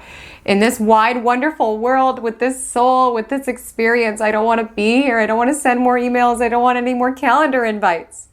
On that note of calendar invites, this is not going to be a constant over the entire time that Neptune's in your 6th house, but be very mindful of your schedule because Neptune in the 6th house, time could fall through the cracks. You say yes to certain interviews, you say yes to certain tests and meetings, and then you completely forgot. You just dissociated and you completely forgot that you're meant to be due somewhere at a certain time. You could be absent-minded as it relates to appointments, as it relates to invitations. So the encouragement here would be stay as organized as possible as it relates to your time. And this even transcends timing constraints. Like even work tasks, work projects, you could lose files, you could lose track of projects, you could get kind of lost in the sauce, okay, with Neptune in 6th house. So if you do have an assistant, that could be helpful at this time, someone who kind of keeps you on track of things. Or if you are your own assistant, really get on a system around a planner or a scheduler because you could just be losing track of time. You could have an impossible time trying to keep all of your dates straight. And if you do go through some sort of change of employment, like I said, you could be craving something more through what it is that you do. Like you can feel like any sort of drudgery, anything that's mundane, same thing day after day. You want to feel like your work is contributing to something bigger than yourself. And so some of you may go through some sort of job shift in order to find that. Some of you could even step into doing something more Neptunian. You could start working in an environment that has to deal with people's recovery, people's spiritual healing, healing altogether, honestly, because sixth house is the house of medical themes. And with Neptune in the sixth house, you could even step into something that's a little bit more new age that involves healing, or this could be a time that you are more looking towards holistic matters, acupuncture, cupping, things like this. And again, you could be working with an industry such as this, or you could be receiving sort of Neptunian support as it relates to your healthcare at this time. This would be a time to really consider not just the physical matters around your health, but also the spiritual, psychological levels of what can impact our health. You know, sometimes we could do all of the right things within the physical, but sometimes certain illnesses show up and manifest within our physical body because of certain psychosomatic pieces to it. And so Neptune could be you wanting to do the work, yes, tangibly and physically and within your diet, within your exercise routine, but also wanting to do the work spiritually, you know, wanting to support the work that you're doing in the gym with meditation in order to manage your stress, wanting to support your body with really yummy, nutritious foods, but also supporting your body through yoga or something like this. Like you might take on a more like holistic or spiritual approach to your wellness or to your healing. There could be some mysteries around your health at this time. You could go through something where it's very challenging to get a diagnosis of what it is that you are battling with. I would definitely recommend getting multiple opinions from doctors at this time, as well as with Neptune and Aries, some of you may have to like advocate for yourself. Like people could tell you, oh no, it's not that big a deal, but you're like, I'm dealing with a certain symptom. I need support on this. Like you might have to advocate for it in order to gain clarity, because with Neptune, there could be confusion around your health and like really craving a diagnosis. You know, Aries is a sign that has to deal with name and identity. So some of you could really be able to name or identify, at least by the end of this transit, something that you've been navigating with, these mysterious symptoms that you've been moving through. A lot of you can find that you are able to get answers, but with Neptune, these answers might be mysterious. There might be certain elements of things being kept from you or needing to advocate in order to get those sort of answers. Now, I don't mean to imply that all of you are going to have some sort of health struggle or some sort of health battle at this time, but I do think at this time, I do feel that a lot of you are going to be more sensitive body-wise. You know, Neptune in the sixth house brings up themes of mind-body, our mind-body connection. And especially with Neptune, the ways that our spiritual condition can sometimes show up within our physical vessel, especially with this energy of Aries. A lot of you could find you engage with certain spiritual practices and you observe certain shifts with your health. It's like you start meditating and you like lose weight, or you start EMDR and suddenly your digestion improves. Again, our bodies are so intelligent and it's so much beyond like the actual things that our body does. It's also like the thoughts that we absorb, the trauma that we hold on to and store, the spiritual path that we are on. And I see that a lot of you are approaching things from a little bit more of a holistic approach. Some of you could find that at some point over the next 14 years, you adopt a pet or have some sort of connection with the animal that is very transcendent. Like I'm talking like past life connections. Like you look at Mr. Whisker's eyes and you're like, we have known each other before. This is not the first lifetime that we've had together.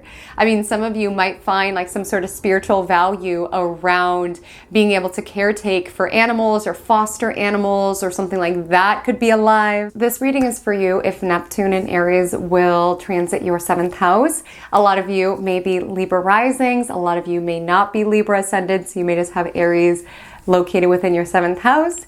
Either way, this is the Neptunian journey that you are embarking upon. And I want to start by saying this is a more major Neptune journey that you are embarking upon. Neptune will transit an angular house within your birth chart, which means it's more of an exclamation point. For some of us, Neptune Aries is a comma. For you, my love, it's an exclamation point. And if you watch my channel, you may know that I particularly love giving Libra rising forecasts simply because I'm a Virgo rising. So when I give your forecast, I just lived this. Because of course, you could read all the astrology books, you could take all the courses, you could get all the certifications, you could move and connect to all of the clients who are moving through this particular transit. But my goodness, do you really learn from transits once you live it? So I love being able to do these readings because I'm like, it's fresh in my memory how it manifested for me. So I'm able to speak from both from the courses, the client work, the certifications, the books, but also the life that I just lived. And some of you may relate to what it is that I will share about this transit. So I firstly want to let you know that 7th house governs one-to-one connections, relationships, and partnerships. And with the energy of Neptune, this could be subject to some confusion.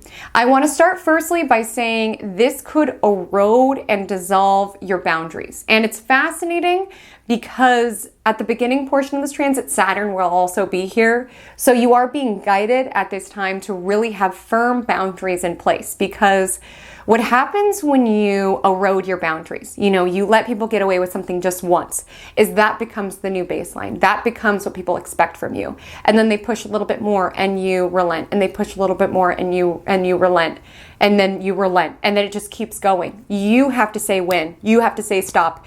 Givers have to have limits, takers never will. They benefit when you don't have limits, when you don't have boundaries. And Neptune energy makes you incredibly susceptible at this time to having your boundaries dissolved, having people take advantage of your kindness and your good nature for their own desires, for their own means. You have to stay vigilant of this and really have your defined boundaries, your defined limits around what it is that you're comfortable with as it relates to others. Because a lot of you are Libra risings. You really care about the people within your life, which is an amazing quality. And it's not that you need to not care.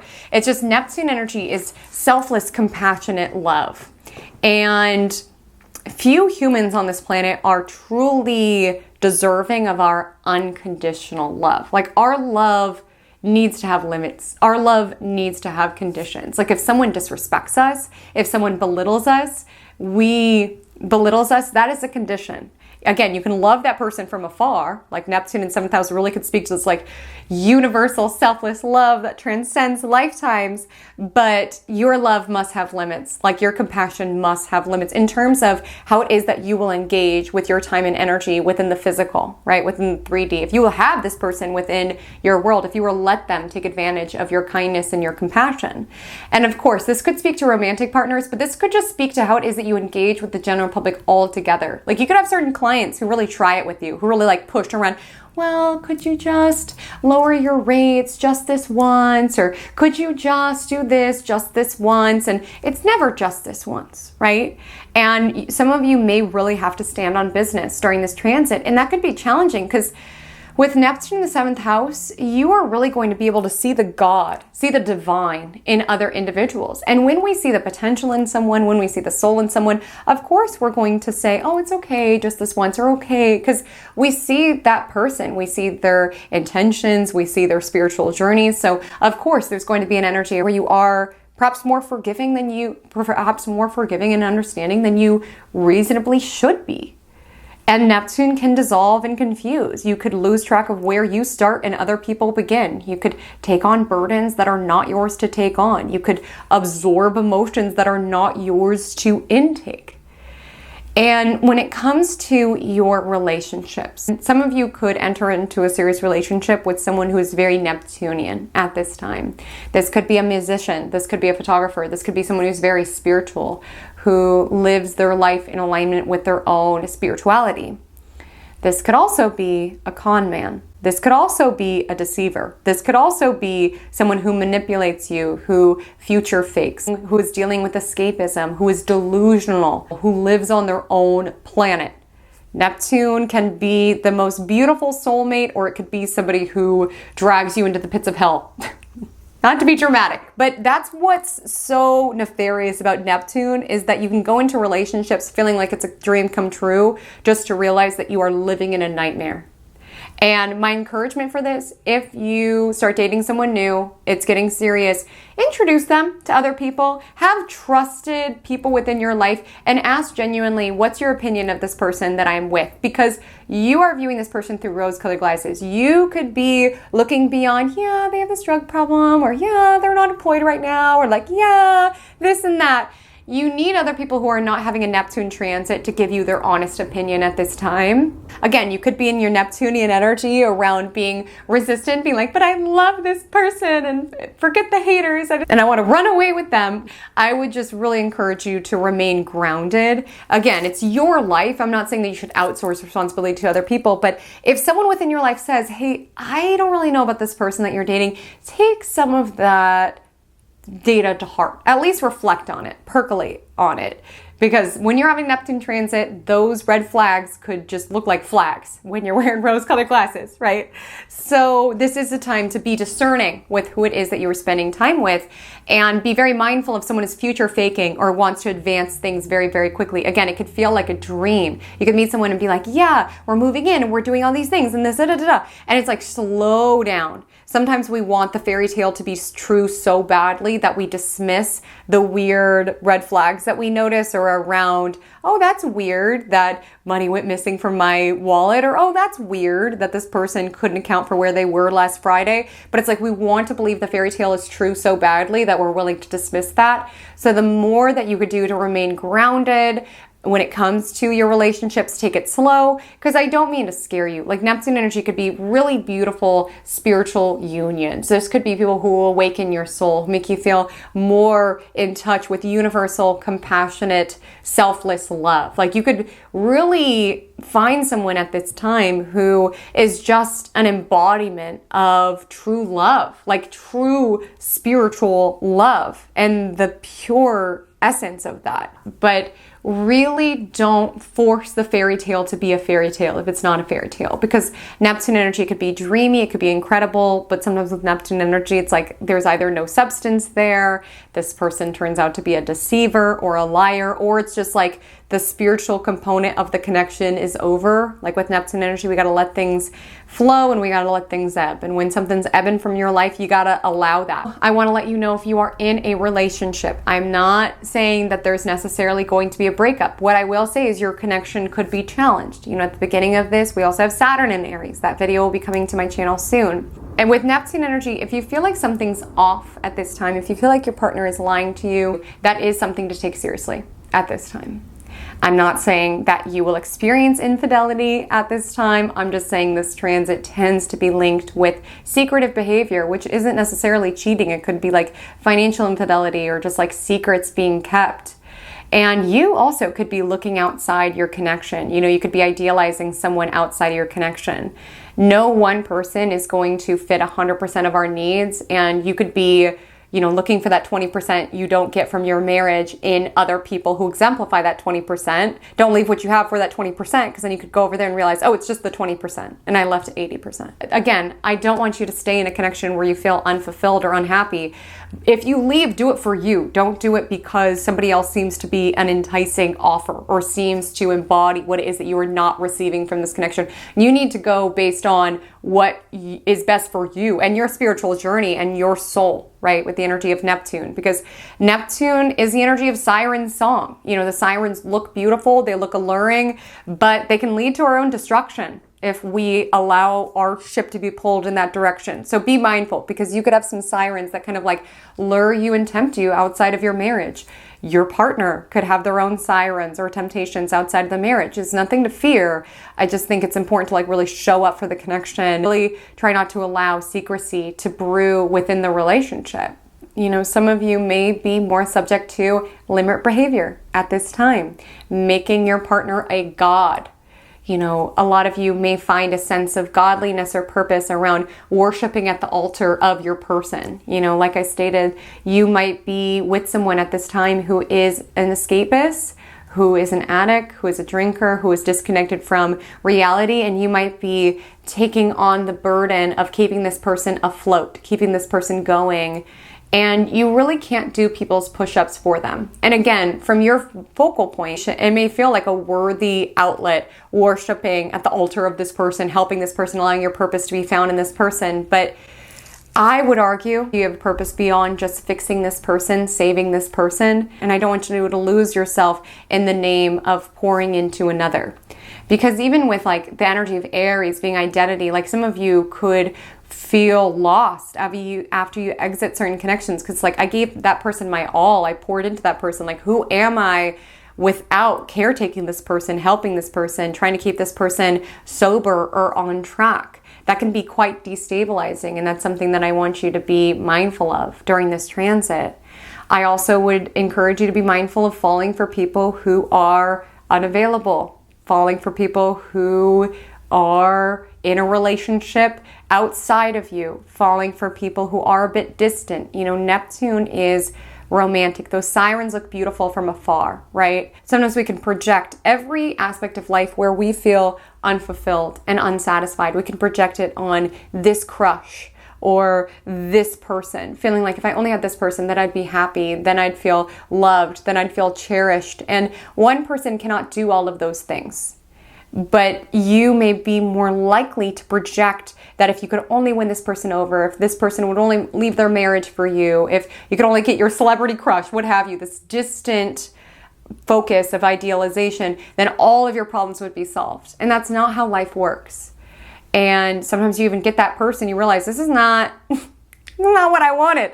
This is not what I thought it was. Those sirens look much glamorous from far away than they do up close. And again, people and relationships can be very inspiring to you at this time. Like, it's totally fine to, you know, have a muse, certainly, but with Neptune in the 7th house, try not to project your dream life and everything that you desire on this person, or even like wait for this person or yearn for this person. You know, Neptune's in Aries. Life is too short. Be impatient around what it is that you desire.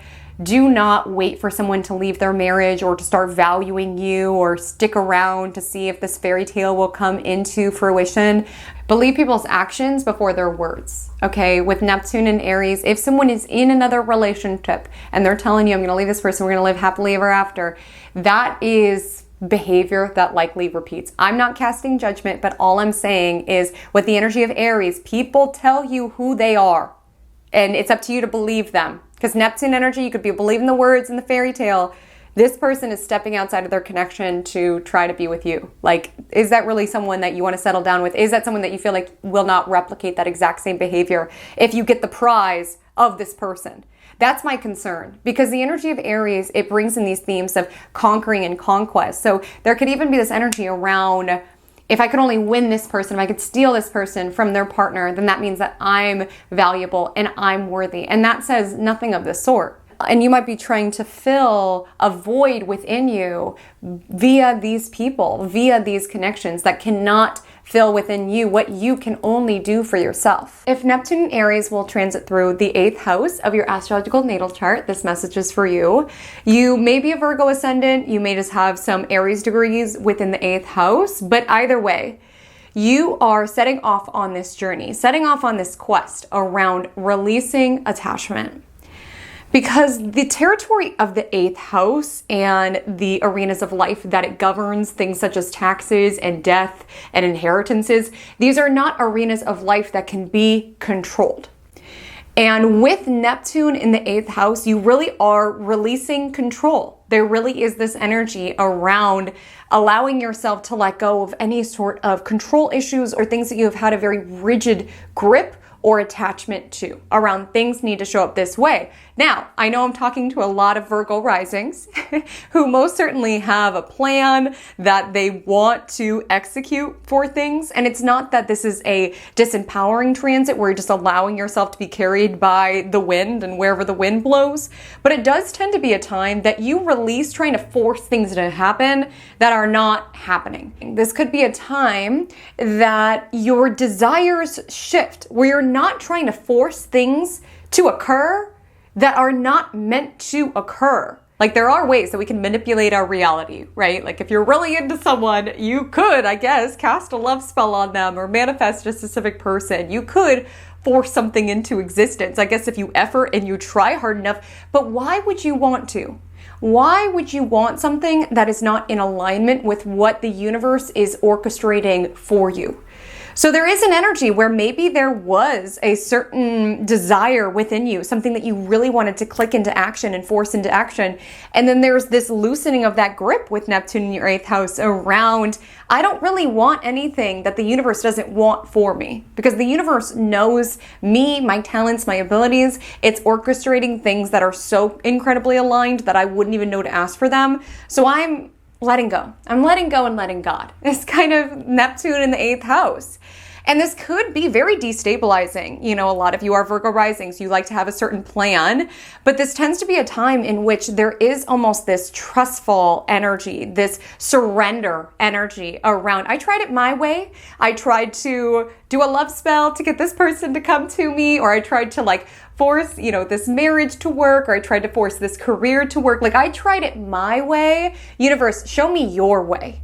This can be a time where you kind of allow yourself to flow with what is and flow with the ways that you are transforming. You know, 8th house is the house of death, as I highlighted. And when we pull in Aries themes into it, there does feel to be a bit of an ego death that you are stepping into. There does seem to be this dissolving into consciousness, or into this at least knowing that we are part of something so much more. And that when we leave this planet, we don't entirely leave. Like our soul, our essence, our legacy still remains. You know, when we pull in the identity themes of Aries, some of you could even be experiencing some sort of ego death at this time. And don't worry, it's not that you're going to pass away, but perhaps a version of you is. Perhaps you are grieving a prior version of self. Perhaps the prior identity that you were no longer fits, no longer aligns. And it can feel so destabilizing when you've identified yourself with certain things and now you're going through some sort of transformation. But it can also feel very empowering. Maybe there's certain things that are woven into your identity that are actually not in alignment with your highest and best good. Just to illuminate this with an example, let's say you've always seen yourself as, I'm such a hard worker, I will stay late in order to get the job done, I have a great work ethic. Again, that's an amazing quality. But with Neptune Aries, you may find that that ego attachment around needing to be seen as a hard worker and the first one to come into the office and the last one to leave, you may find that's an identity that's actually not working for me any longer. It doesn't fit for me any longer. And as you loosen that identity, again, there's a little bit of a liminal space around feeling in between two eras of your life, but you may find shifting into the space where you prioritize matters outside of your work actually allows you to receive more and call in more blessings that the universe may have had in store for you. Maybe there was such an attachment to being seen as a hard worker that you would resist any opportunity to receive money or support from others because it was so important for you to be seen as independent and self-sufficient. Whatever the story is, that is just one example. Be ready to evolve during this transit and be ready to release certain parts of you that you very much woven into your identity. You're going to meet a new side of yourself, especially at the end of this, 14-year transit. You can really meet a new iteration of yourself and maybe even a truer version of yourself. The very nature of Neptune dissolves. So if you've had a very compact ego around, this is who I am and this is what I want, you could find there's almost this loosening around, universe, what would you want for me? What would you have for me? And if you are somebody who's very used to taking the reins and saying to the universe, this is what I desire, this could be feeling quite uncomfortable. And you may not even recognize it within yourself as it begins to occur around, this is so weird, I used to want this so badly and now I don't. Or this is so weird, I used to feel like I had to defend my ego in this particular way and make sure that people saw me in a particular way, and I'm just no longer. And it's okay to evolve. It's okay to release a prior version of self is what I really want to communicate with this transit. And outside of even metaphoric terms around a version of you, passing away or grieving a prior version of you, if death is alive within your world within the next 14 years, which of course, we are not immune to loss and grief, and it's not saying that this transit is reflecting any more death or loss than usual. What I will say, a gift of this transit is you are going to see the spiritual value in loss and in death. And I say this not to invalidate your grief or your mourning. Absolutely feel what comes to the surface, whether you're grieving a season of your life, a chapter of yourself, grieving what could have been, what should have been, or grieving a person, grieving a pet. Allow yourself to be messy and raw with the grief. I'm not invalidating that. But what I will say is that if you do experience a loss at some point over the next 14 years, that individual support will absolutely be available to you from the other side. You could really experience a deepening with your ancestors, with anyone who has passed on. With Neptune in the 8th house, it tends to awaken a more profound understanding of death, and that energy cannot be created nor destroyed. It is simply transformed. And you're going to see that people who have passed away, pets who have passed away, whatever has shifted realms from this physical realm to the ethereal realm, you're going to see that their support is available to you and that they are with you just as much as they were here on planet Earth. They're with you on the other side. And I just want to share, I am a Virgo rising, so I'm setting off on this Neptune and Aries in the 8th house journey right alongside all of you. And I have experienced a couple of losses, significant losses within my world. And something that has been so reassuring to me is how much their influence and their energy is still around me and supporting me. When I lost my grandma, we would talk on the phone every single Wednesday, Mercury's day, and pretty much every single Wednesday, I get some sort of sign or some sort of message from her. Like, I still feel like we have our Wednesday calls because she will show up in my outer reality every single Wednesday. And obviously, if I got to choose, I would prefer to have her here with me on planet Earth. But I will say, since she passed on, there have been so many blessings within my world that I can't help but feel that she in some way is orchestrating, just because the things that have aligned since she passed, I'm like, what is even going on? And obviously I would want to have her here. I would want to be able to hear her voice every Wednesday, but seeing her energy around me every Wednesday, all of the different signs that she'll send, as well as just having her support. We can of course work with archangels, and there's lots of spiritual support that's available to us, but ancestors are the most deeply connected to you and your journey and you as a person. So they absolutely are there for celestial support as well. And it's actually deepened our connection. Maybe it's just taken a different level, a different form, but I feel like her passing over really awakened this whole other understanding of grief and of loss and of death and of spirit, really. So it's not to scare you at all. I'm not necessarily insinuating that you will experience a loss of someone important. Some of you, if you've had a loss within your life, this can be a time that you're able to really connect with them. They're showing up in your dreams. Like, you really may feel like you are awakened to the reality of passing away or leaving this physical realm and going to another place. And I'm not saying everybody needs to get into their mediumship bag during this time, only if you're comfortable with it, only if you're open to it. But even if you're not, and that's not how this transit plays out for you, it does tend to be a very spiritual transit. Even if it has nothing to do with people on the other side, this tends to be a time in which you're really wanting to find a sensation of meaning within this life. You know, one thing about contemplating death, even as a concept, is that we begin to more deeply contemplate life. And with this energy of Aries, what you really want your life to be around. You know, when it's time for you to go, it's time for you to go. So you got to make sure that your time here on planet Earth is an honest reflection and depiction of the soul that you are, the rawness that you carry, the authenticity that you have. And so some of you could be contemplating that and truly contemplating your legacy. Like, when it's time for you to go, what will be remembered of you, about you?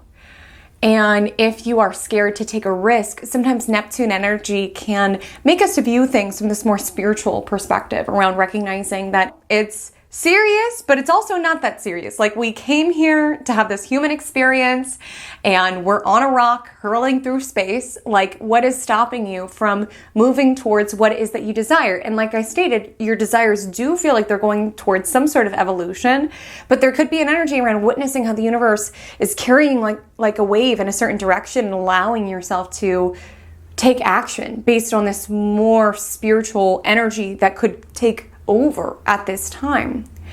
I do want to share, if you are married or you do get married during this point in time, With Neptune in the 8th house, I would be more conscientious as it relates to joint finances, things such as this. Sometimes, again, shadow side of Neptune energy could be elements of financial infidelity within your marriage or even within your business partners, people obscuring certain information from you. Definitely a very important time to be dialed in with your investments, where your money is managed, who's managing your money. Sometimes Neptune can be rose-colored glasses energy. So if you have not been looking at what your financial advisor is doing, or even what your retirement account is looking like, if we think about these 8th house themes and like preparing for end of life, that also could be coming up. And sometimes this energy of Neptune could be where we're not seeing clearly. I'm not saying you have to be breathing down your financial advisor's neck or breathing down your spouse's neck,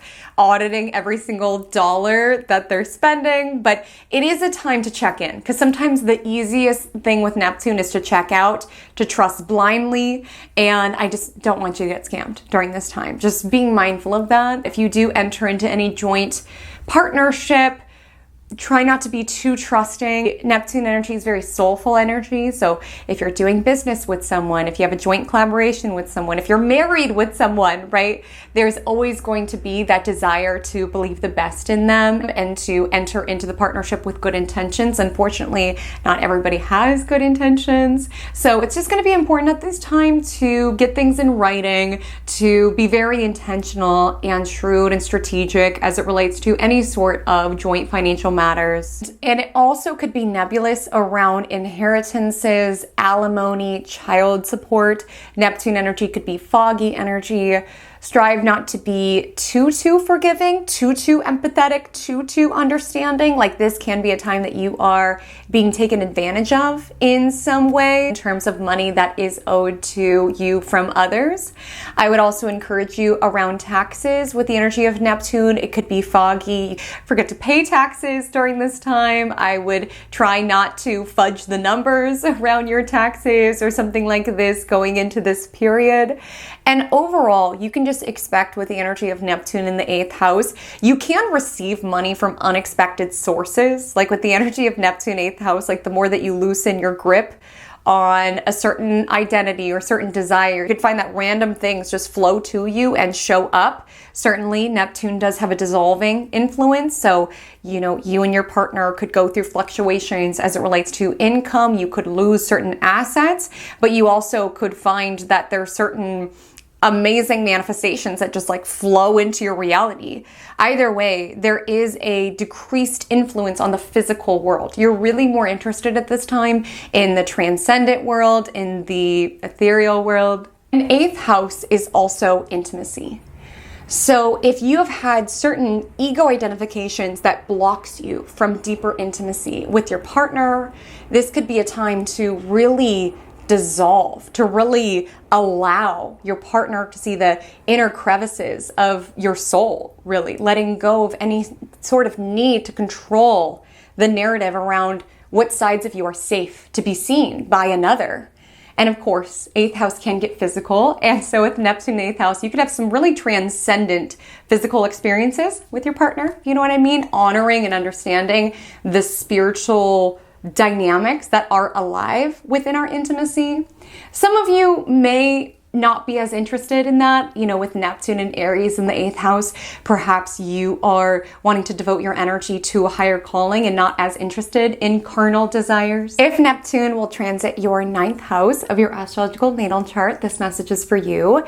You may be a Leo rising, you may just have some Aries degrees in your 9th house, but either way, my love, you are really setting off on quite a quest, quite a journey. And that really cannot be overstated. When we talk about 9th house, we talk about what expands us, whether that is intellectually, this governs academia, whether that is spiritually, this governs philosophy and religion, whether that's soulfully, this governs travel. It's really around wanting to broaden our horizons. And with Neptune here, there really could be certain experiences that you have over the course of the next 14 years that really enlighten you, that really transcend you into a new plane of reality, a new plane of existence. I know this sounds a little out there, but there tends to be this desire with Neptune in the ninth house around really wanting to build a life of meaning, really wanting to build a life of experience, of those moments that you lose yourself within, when you lose track of time, right? Like really being present and alive, really being open to life, to new experiences that make you feel connected to something bigger than yourself. Some of you could really feel called to dive deeper into your spirituality, dive deeper into your religion, dive deeper into your spiritual practices at this time. Some of you can find that you have the most enlightening experiences while you are traveling abroad. Some of you could even start studying a spiritual topic quite seriously. Some of you could even write a book around a spiritual topic of some sort. There really is this desire to create a life full of meaning and a life that transcends the mundane. You know, of course, over the next 14 years, you will have to do your dishes and laundry. It's not like it'll be filled the entire time, start to finish, with trips abroad and getting your master's and all of these things. But you definitely will find that you are seeking. Like you are seeking for the truth. And those who seek will find during this time. And this curiosity will lead you to all sorts of places. Again, for some of you, faraway lands. For some of you, academic environments. For some of you, churches and retreats. But overall, there is this desire to find what it is that you believe in, and to really build a life around what you believe in, to inject your experience with meaning. Yes, there's still dishes and laundry, but those events are in the midst of a very big, meaningful life built around what your own perspective of truth is. And knowing that that's very personal with Neptune and Aries, knowing that what you believe in is personal to you and your own worldview, and you do not need to acquiesce or conform entirely to established dogma or doctrines if they're not true to you and what authentically makes sense to you. And I do want to say, overall, this will be a very spiritual time. A lot of you will have a spiritual awakening, or your spirituality will take a new chapter, a new season, a new emphasis within your life. I would be cautious at this time, as Neptune can be where we lack discernment. And because you have this genuine desire for meaning within you, this could be a time that you trust religious figures who may take advantage of that trust. I just want you to be mindful of that. That will not be the story for everyone. And this could show up certainly in like nefarious, dubious ways where you fall for some sort of religious con who like scams you out of thousands of dollars. Like that would be the extreme. But it could also show up around buying into a spiritual teacher's way of seeing the world, so much so that you're allowing that to override your own intuition and what's right and true for you. That is the operant force. Like that is your compass through life. Nobody else is wiser than your own intuition. Absolutely. Is this the time to seek out mentors and spiritual guides? Yes. But do not make their voice louder than the voice of your own intuition. And that's what could be a little sketchy about Neptune in the ninth house, is that there's such a genuine desire to take in meaning and to find a perspective of truth, that sometimes just because it's a person that you admire, somebody who seems very wise, and someone who has even taken years to learn their craft, sometimes there could be a temptation with Neptune ninth house around losing the borders around what's true and what's real for you, and wanting to merge completely into this person's ideology, where again, sometimes it shows up in extreme ways, sometimes it shows up in extreme ways around cults and scams and all of that, but sometimes it shows up in even just small ways around, you know, this doesn't feel right to me, but it's right to my mentor, so I'm going to go based on what they say. I'm always so intentional when it comes to any one of my videos, when it comes to any client that I work with. I'm like, I'm just here to reflect, I'm here to guide, but you are the protagonist of your birth chart. Please do not work with any sort of spiritual practitioner who is insistent on them being right. And on that note, more right than you. Like, you are the protagonist of this journey.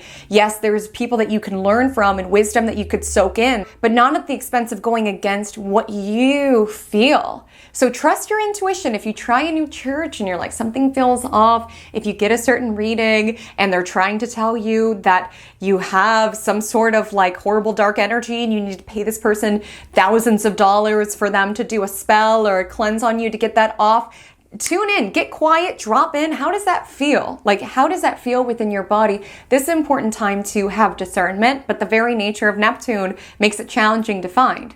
So even if you get a sketch spiritual reading or you go to a church and you're told a certain doctrine that doesn't feel right to you, it might be helpful to go to a different church or get a different reading. Like, it might be helpful to get multiple opinions. As with Neptune energy, sometimes our own judgment is a bit skewed, and I don't want you to take everything that you hear as truth.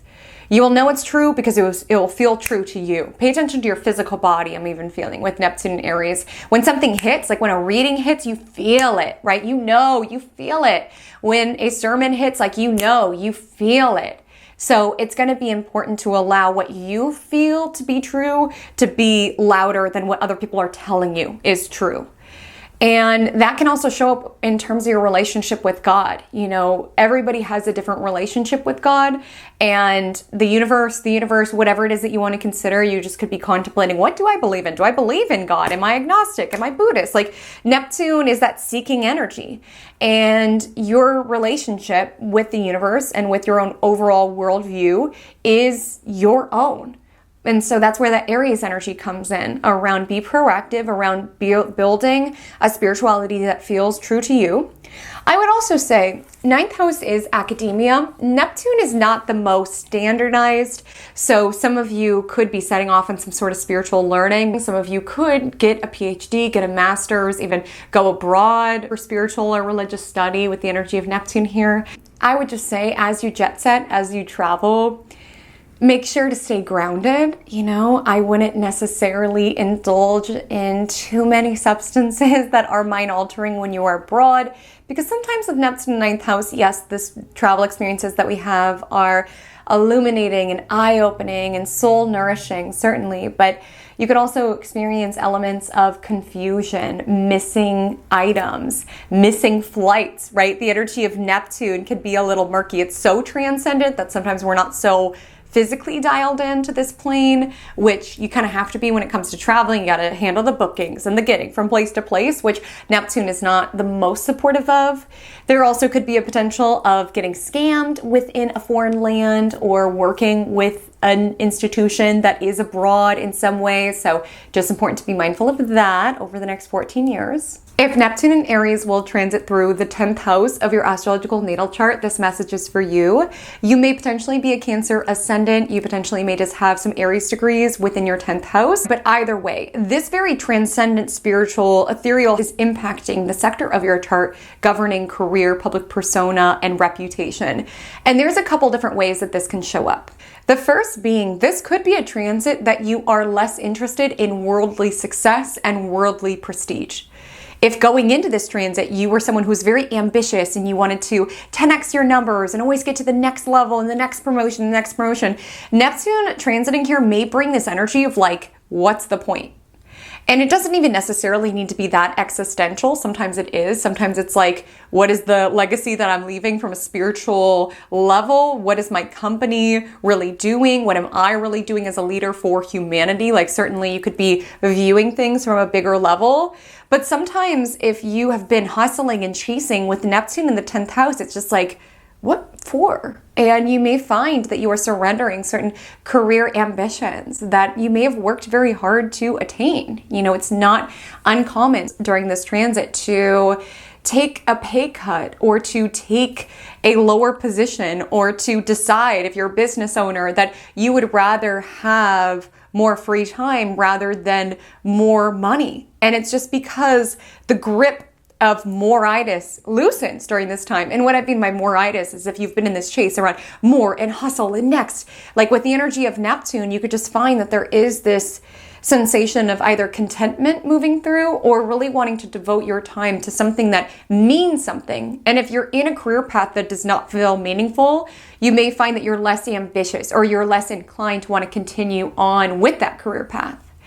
If you are in the right field with the energy of Neptune, there could really be contemplations around the global implications of what it is that you're doing, or at least the spiritual impact that you are leaving. And even if you don't work in a spiritual field, there could just be a contemplation around, how do I want to help others? You may step into your altruism. You may want to advocate for certain causes, for certain suffering that humanity goes through. You could just really be contemplating the ways in which you reach the public and the ways in which you want to help other people, help alleviate suffering around the world, help allow your legacy to become something bigger than yourself. And a lot of you may find that you transition into a more Neptunian field at this time. You could start working with cameras, photography, cinema, movies, music even. You could find that you are more drawn to spiritualism. You could step into being an astrologer. You could step into working in metaphysics. You could step into being an intuitive, like as a career. And maybe that's been something that you've been studying and practicing with Neptune having transited your 9th house right before this. And this could be a time that you're ready to debut that search for meaning that you went on, or the tools that you learned that helped connect you to your own personal sense of meaning. And this could be a time that you're wanting to do that for other people. I will let you know that sometimes with Neptune in the 10th house, things dissolve. And what I mean by that is either we dissolve them around, this is what I used to desire and want, and I fought so hard to get here, but now I'm just less interested, right, with Neptune here. Sometimes the career that we wanted dissolves from us. It's like Neptune energy can be hard to grasp. So there could be something that you were hustling for and chasing after, which just feels like it's continually eluding you.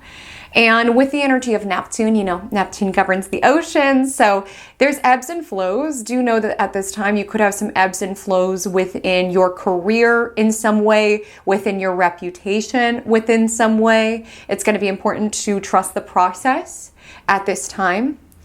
And with the energy of Neptune in 10th house, you could go through some sort of scandal. I have to be so real with you.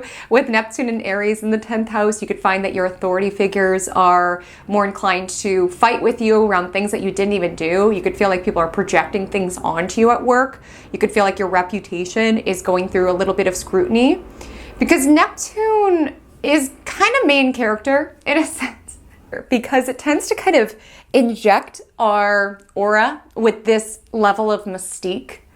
And you've got this in a very public house, so a lot more people could be talking about you. And when there's more attention, this can bring negative and positive attention. Even if it doesn't have anything explicitly to do with work, you could find like a lot more people are paying attention to you and noticing you. And the thing about attention is that there could be a lot of positive attention garnered for your efforts and for your work and for who it is that you are as a soul, but there also could be negative attention. And what I want you to lean into, if possible, is like, you know, talk good or bad about me. At least they're talking, right? At least they're talking. And this is an important time to really know who you are and where your integrity lies, because you could even feel like competitors are tarnishing your business or trying to. And it's important for you to be true to yourself and not internalize what people are saying about you or about your business. I know it's challenging, but a lot of times when people try to project things on you, it really says more about them than it does you. And a lot of times it can come from levels of jealousy or competitiveness around why people are talking about you and projecting things onto you. So it's important to be very true to yourself, especially in how it is that you show up publicly or within your career. And so long as you're true to yourself, it's like nothing that people say at this time can really hurt you. Where Neptune energy gets tricky is if there are secrets or things that you did not want necessarily revealed to a public level that could come out at this time. And again, Neptune has a tendency to twist or distort. So there could be things that you share with good intention on a public platform that is misinterpreted and skewed. And even with the energy of Aries, this could incite people. It could make people mad. And it's hard in those experiences to be like, well, at least they're talking, right? Like, of course, stay in integrity, be who it is that you are, strive to write the narrative, but you really can't control how people perceive you. You truly cannot control how you are viewed, and you're going to exhaust yourself trying. Your work is to show up authentically. Your work is to do your best, put your best foot forward. How people will interpret you or respond to you, that is not within your control. And Neptune energy, it's very elusive in that way. It's like the more we try to chase something during a Neptune transit, the more it eludes us. And the more we actually relax our grip, the more things kind of like flow into our experience. So I do see this could be a time of like career success if you kind of allow your own grip to relax around not needing to force things to show up in a particular way, as well as allowing the current to take you. A lot of you could have some sort of career shift at this time, stepping into something a little bit more spiritual, or just feeling inspired to go in a certain direction, move into something that's a little bit more artistic or something like this. Let the wave carry you. Again, if you try to swim against the current, you could exhaust yourself. If you try to be something that you are not, there could be some sort of like scandal or something like this. But stay in alignment with yourself, stay in alignment with your soul. And while there could be some gossip and rumors and competitive energy, absolutely, you know you're exactly where it is that you're meant to be, and you're able to flow with what is rather than forcing what is not, as well as forcing what we cannot control, which we cannot control if people talk about us or talk badly about us. Now, Neptune's influence here can also create some confusing dynamics with your bosses, with your authority figures, even with your father in some instances. The very nature of Neptune is to dissolve and to melt. And you could find at this time barriers and boundaries dissolve, where you're more susceptible to staying the extra 2 hours after work because your boss asked you to, or lending your father money because he asked you to. Like with Neptune in the 10th house, our boundaries get a little leaky. And what I commonly see with this is that our boundaries are tested, and when we relent, that becomes the new expectation, where it's like, oh, well, you stayed 2 hours after work last week, so why wouldn't you do it this time? Or you lent me $5,000 last time, why wouldn't you do it this time? Now it becomes the expectation. And again, with Neptune and Aries, Aries is around advocacy. It's around standing up for ourselves. And some of you are being asked to see the spiritual value in standing up for yourself. And this could show up within bosses, this could show up within fathers. If you work for yourself, this could even show up with the general public, or how it is that you reach your customers, or things like this. Now, Neptune's very compassionate and empathetic, so you could be really hearing out your customers, really understanding of your boss, really understanding of your father, what have you. But with Neptune and Aries, it's understanding that when you give from the space of resentment, when you give from the space around feeling like a martyr, you a lot of times absorb that and hold on to it, especially if it occurs time and time again. And since there is a call at this time to have a legacy or have a mission or something that's bigger than yourself, it's understanding that dynamics like that poison the work that you are doing spiritually and soulfully. In that the more that you allow customers to get away with this thing just this once, or your boss to push on your boundaries, or your dad to take advantage of your kindness, like the more that you do that, the less energy that you have to pour into what means something to you, this bigger, broader calling that you have. And to understand, to have a bigger, broader calling, you have to defend it. You have to advocate for it. Neptune is transcendent, it's downloading, it's channeling, or it's just feeling connected to something bigger, whether that's in a spiritual field or not. And for you to be the vessel that this comes through, for you to be the conduit for this new inspired idea, for this new artistic movie that you are making, for this new spiritual business that you are launching, you are the conduit of it. And for it to come up through you, you have to stick up for yourself, right? Sticking up for yourself is sticking up for the project itself.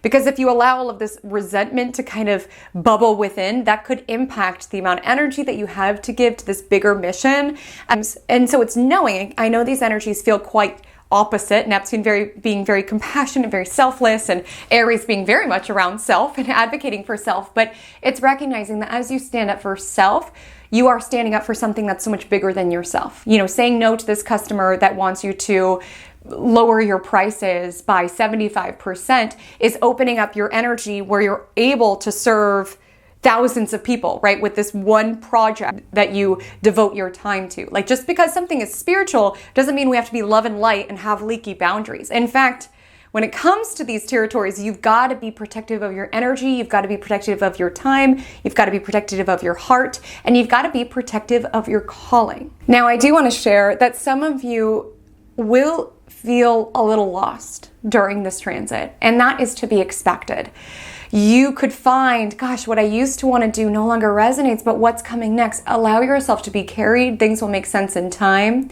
Neptune in the 10th house always reminds me of being on a road trip and only being able to see as far as your headlights.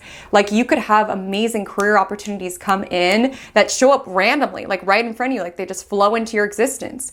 And when it's a dark night and you can only see as far as your headlights, you don't know exactly where the road is taking you. And that's where we can feel really uncomfortable with Neptune transit in the 10th house, because sometimes there is a lack of clarity around what is my career moving towards? Where am I going with this? But it's knowing you can make the entire journey only seeing as far as your headlights. And there is an ask with Neptune energy around allowing yourself to surrender, allowing yourself to be carried and guided by the universe as it relates to your career. If Neptune will transit through the 11th house of your astrological natal chart, this message is for you. You may be a Gemini ascendant, you may not be a Gemini ascendant, you may just have some Aries degrees within the 11th house. But either way, you are stepping into a journey of allowing your delulus to be trululus, or allowing your delusions to shape and take form into something that changes your life and moves you towards your own ambitions and the future that you envision for yourself. Neptune, where it's transiting, tends to be a sector of life that we idealize, that we romanticize, that we wear rose-colored glasses around. And with this governing the territory of the future, both your future as well as humanity's future, this could be a time in which you're feeling more inspired to take action on your dreams, what your life could look like, what humanity's life could look like. And sure, are there going to be challenges and obstacles in your pursuit to become a celebrity or to change the world? Absolutely, but we need dreamers. And this is a time in which you're really dreaming. You're really contemplating what could be, what your future could look like, what our future could look like. And it will be harder than likely just envisioning it and being able to snap into perfection right away. But this transit does give you the courage to go after what it is that you desire for yourself or for humanity. So this could be a time in which you're actually taking action on your visions. You've always wanted to do something. This is the time that you're bold enough with Neptune and Aries to take the steps necessary in order to get to those future ambitions. If you're someone, I know a lot of you are Gemini rising, so you got a lot of thoughts in that brain. And so if you're someone where you have a lot of ideas and you fail taking action to bring them into fruition, this could actually be a transit that benefits you at this time. Just be courageous, allow yourself to envision what it is that you dream of or what humanity could be. Don't feel like you need to be limited by the realistic and by the possible at this time. This could be a transit of turning the impossible to the I'm possible, not to be corny, but truly. Even with a transit that's as, ambitious and sometimes, grandiose as this, it does have a shadow side. I want you to be cautious over the next 14 years of the company that you keep. With Neptune and Aries, there could be some sharks in the water as it relates to your friends, as it relates to your network. And I'm not saying that you need to live in fear for the next 14 years, but I would encourage you to be mindful of who it is that you are surrounding yourself with, especially if there's like a weird vibe. With Neptune and Aries, you might have some frenemies within your midst, people who are always trying to compete with you, always trying to one-up you, always trying to be better than you, or if you want something, then they want something. Like, some of you can have some weird friendship dynamics like this. And it's not saying that in every instance you need to cut these people off or anything like this, but Neptune can represent where we have leaky boundaries. So for example, if you have a friend of yours who is always wanting to borrow your clothes, borrow your makeup, this could be a time where it's like, okay, you can borrow this lip gloss just this once. Okay, you can borrow this shirt just this once. And that becomes the obligation. It becomes the expectation. Now, every time when you guys are getting ready to go out, they're like, where's the lip gloss? Like, they think that it's theirs or something like this. That's what's so nefarious about Neptune energy, is that it tends to blur the boundaries around what's okay and what's not. And sometimes we say yes when we mean no, and then that's the new expectation, and then the next piece and the next piece, and just our boundaries just continue to be pushed on by our friends with this energy in 11th house, or even by your colleagues or something like this. Someone asking for a certain introduction for a company that you work with, and then they want you to set up a lunch for them. Like, people will really try to see how far they can get with you, how much you will allow. Be cautious, because with Neptune 11th house, a lot of times you could be more in touch with your love for humanity overall, where you are more likely to get taken advantage of because you are operating from this very pure-hearted space. And unfortunately, sometimes people will take advantage of that in order to get what they want from you, what it is that they desire from you. Again, appealing to your heart around, you got to help me get this introduction. Times have been tough. I haven't been able to get a job. Or that friend who is always trying to take your makeup and clothes around, well, I'm not in a place in life where I could buy these things, and you have such nice things, and I know I destroyed that last shirt that I borrowed, but please, just this once. Again, like sob stories and things like this that appeal to our heart, where it's like, well, of course I have to give them this. Like, of course I need to help them out. And it's a beautiful thing to help people out. And I do feel that a lot of you are stepping into a very altruistic time where you're wanting to give back, you're wanting to pour into others, but it's important to do so with an open heart and not feeling taken advantage of or used or taken for granted, because those are the experiences that harden our heart in a certain way, where we can get kind of bitter and resentful, where even if we're wanting to give, even if we're wanting to pour into someone, we're thinking of these past experiences where we felt a little used, a little taken advantage of, and it makes us a little hesitant next time to help someone out, even if they are not the one who caused us to feel bitter. Sometimes it kind of like poisons our waters, right? Because we're like, dang, I helped this person so much. They borrowed like half my wardrobe. I gave them so much makeup that I never got back, and then they did me dirty. And now when there's other opportunities to be generous to my friends, I don't want to, even though they didn't do that to me. Or I introduced this colleague to all of these people that I was connected with at the certain company. They embarrassed themselves at the interview, put a bad taste in these people's mouth, which kind of poisons our relationship. Now I'm less hesitant to want to make connections with others. Again, you do need to be protective of your giving nature at this time, because when we are protective of our giving nature and intentional with our boundaries, it allows us to give more, show up more, because we're giving from a pure heart, we're giving with pure intentions, and we're not feeling bitter and resentful and used when we give, right? Or when we overgive. And so a lot of you could really step into charity at this time, altruistic work. Some of you, if you are online or you want to be online with Neptune 11th house, you could start creating spiritual content in some regard. If you are online and the community that you've garnered online has nothing to do with spirituality really, that may go through a shift at this time. Like, there really could be a desire to want to make the world a better place.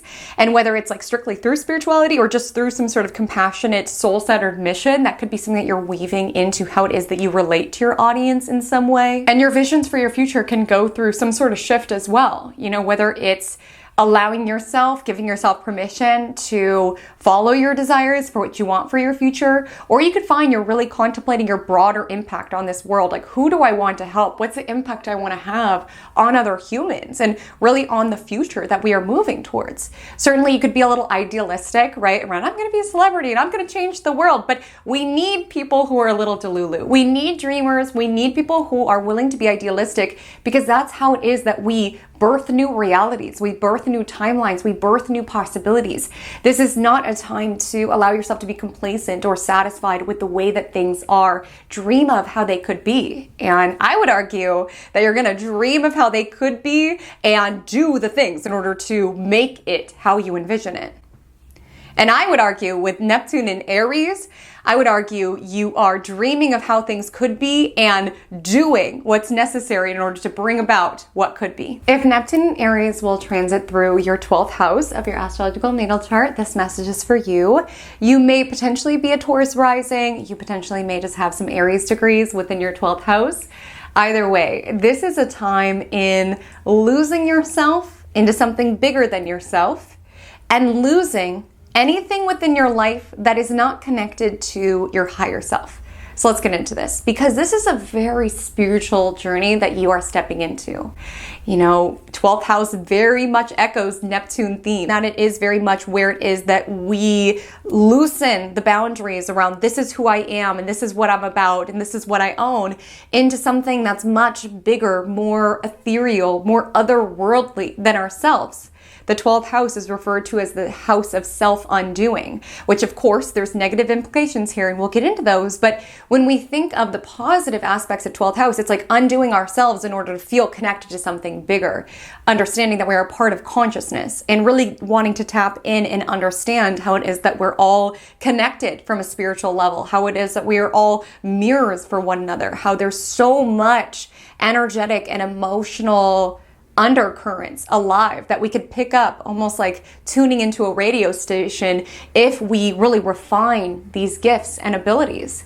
And so a lot of you are stepping into a journey where you could truly refine your psychic gifts. Even if you don't feel like you have any psychic gifts, this could absolutely be a transit in which you figure out that you have some psychic gifts. And the way that spirit talks to you, the way that you connect to something bigger than yourself, are able to tap into universal intelligence, that differs for everyone, especially with Neptune Aries being this transit. Aries is self. The way that spirit communicates to one person won't be necessarily how spirit connects to you. And I know sometimes we can experience some envy or some jealousy. Like some people, you know, have really vivid dreams. Some people see all sorts of things. Some people hear spirit talk to them. And of course, there's some more like flashy ways that sometimes psychic gifts can show up. But I guarantee, even if you don't have visions, even if you don't have prophetic dreams, there is a way that spirit connects with you and speaks with you. Maybe it's just like an inner knowing, maybe being able to channel through songs or automatic writing. We all have a different way of tapping into the divine. And this is a time to figure out what yours is.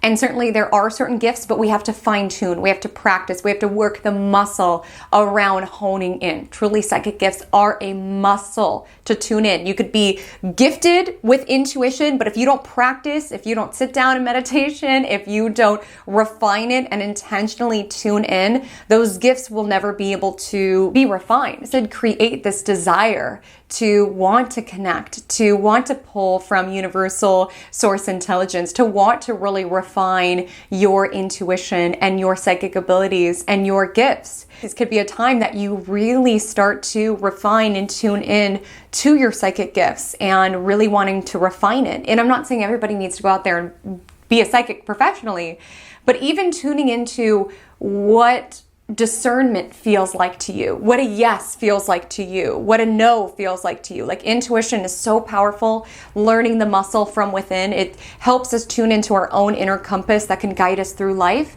So even if you don't intend to step into being a spiritualist or anything like this, it's still a worthwhile attribute to connect and to intentionally connect in order to really master your own intuition. This can support you in making the right decisions for you, building a life that truly is in alignment with you by understanding what spirit has designed for you to a certain degree and being able to see and read the signs and synchronicities all around you. Now, some of you might have heard that and been like, okay, game, bet, like I'm so ready, like bring on the prophetic dreams. 12th house is the dream state, so you're absolutely gonna have more vivid dreams. Some of you could be like, yes, bring on the automatic writing or what have you. Like some of you might be game and open for this. Some of you may not be as game or as open for it. And that's totally okay. I'm not saying everybody needs to force it if that's not a genuine interest of yours. If you do decide that you want to start like kind of opening up and channeling, downloading, connecting to the other side, all of the spiritual topics, my encouragement would be make sure that you learn how to protect your energy. Make sure that you learn grounding, because Neptune energy can make us very lost in the sauce. The spiritual world can sometimes feel more real than this physical world. It's fun, honestly, connecting with spirit and having that spiritual support can be so comforting for the soul. But we did come here to be physical humans. And sometimes when a lot of our gifts are awakening, we are losing track of time, we're losing track of deadlines and things like this. So it's going to be important to ground yourself down if you are diving deeply into this, as well as having psychic protection. You know, the reason why this transit corresponds to people having more psychic gifts awaken is because you do become more sensitive at this time. Essentially, being intuitive or psychic is really just being able to tap into data that not all of us can pick up on. And even if you decide not to explore the psychic components of this transit, it could be a time that loud noises, bad smells, unpleasant scenery, like you could just find that you are more impacted by the world around you and taking on a lot more. So you might feel a little bit more drained from social situations. It's very common during this transit that you do crave more time alone. Find that certain parties used to go to and have a great time, but now the music is too loud. Like, we tend to just be more sensitive, and a lot of times it's because you're picking up on other people's energy. It's important to really learn at this time how to send back energy that is not your own. It's worth noting that the 12th house is what is hidden. It also governs, you know, hidden enemies, secret enemies. It's not that you'll have a lot of secret enemies, but I do want you to be conscious of evil eye energy, like your enemies, like your ops sending you negative energy. Like, you are more susceptible at this time. So get your spiritual baths on point, get your protection crystals. Like, again, this differs for each and every person, but I would encourage you to really be intentional around protecting your energy. It's a beautiful thing to become more sensitive. A lot of you could really get into meditation at this time, really get into any sort of art form that helps you lose yourself into something bigger than yourself. A lot of you could feel very connected from the other side, but with this heightened sensitivity comes a need to protect that heightened sensitivity. How a lot of people will respond to that heightened sensitivity is they will want to numb or they will want to escape. This is a common transit to lose yourself into escapist tendencies such as drinking and substances. My encouragement would be to not.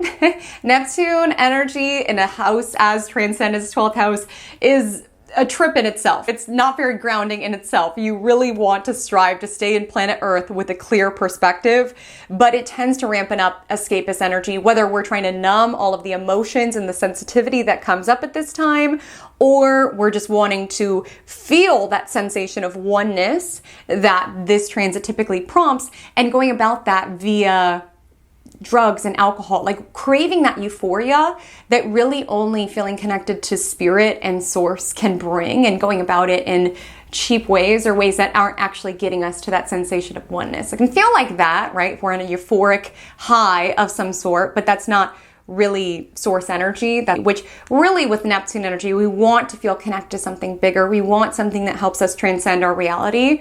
And we can do that in destructive ways or more constructive, spiritual ways. So of course, my encouragement would be to go towards the most spiritual perspective. This can be a time of growth. You know, 12th house governs subconscious processing. It's things that are hidden to us.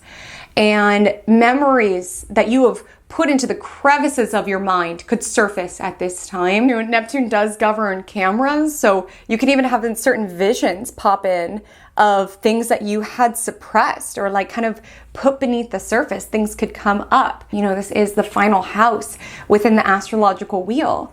So sometimes things come up to be swept away, to be purged away.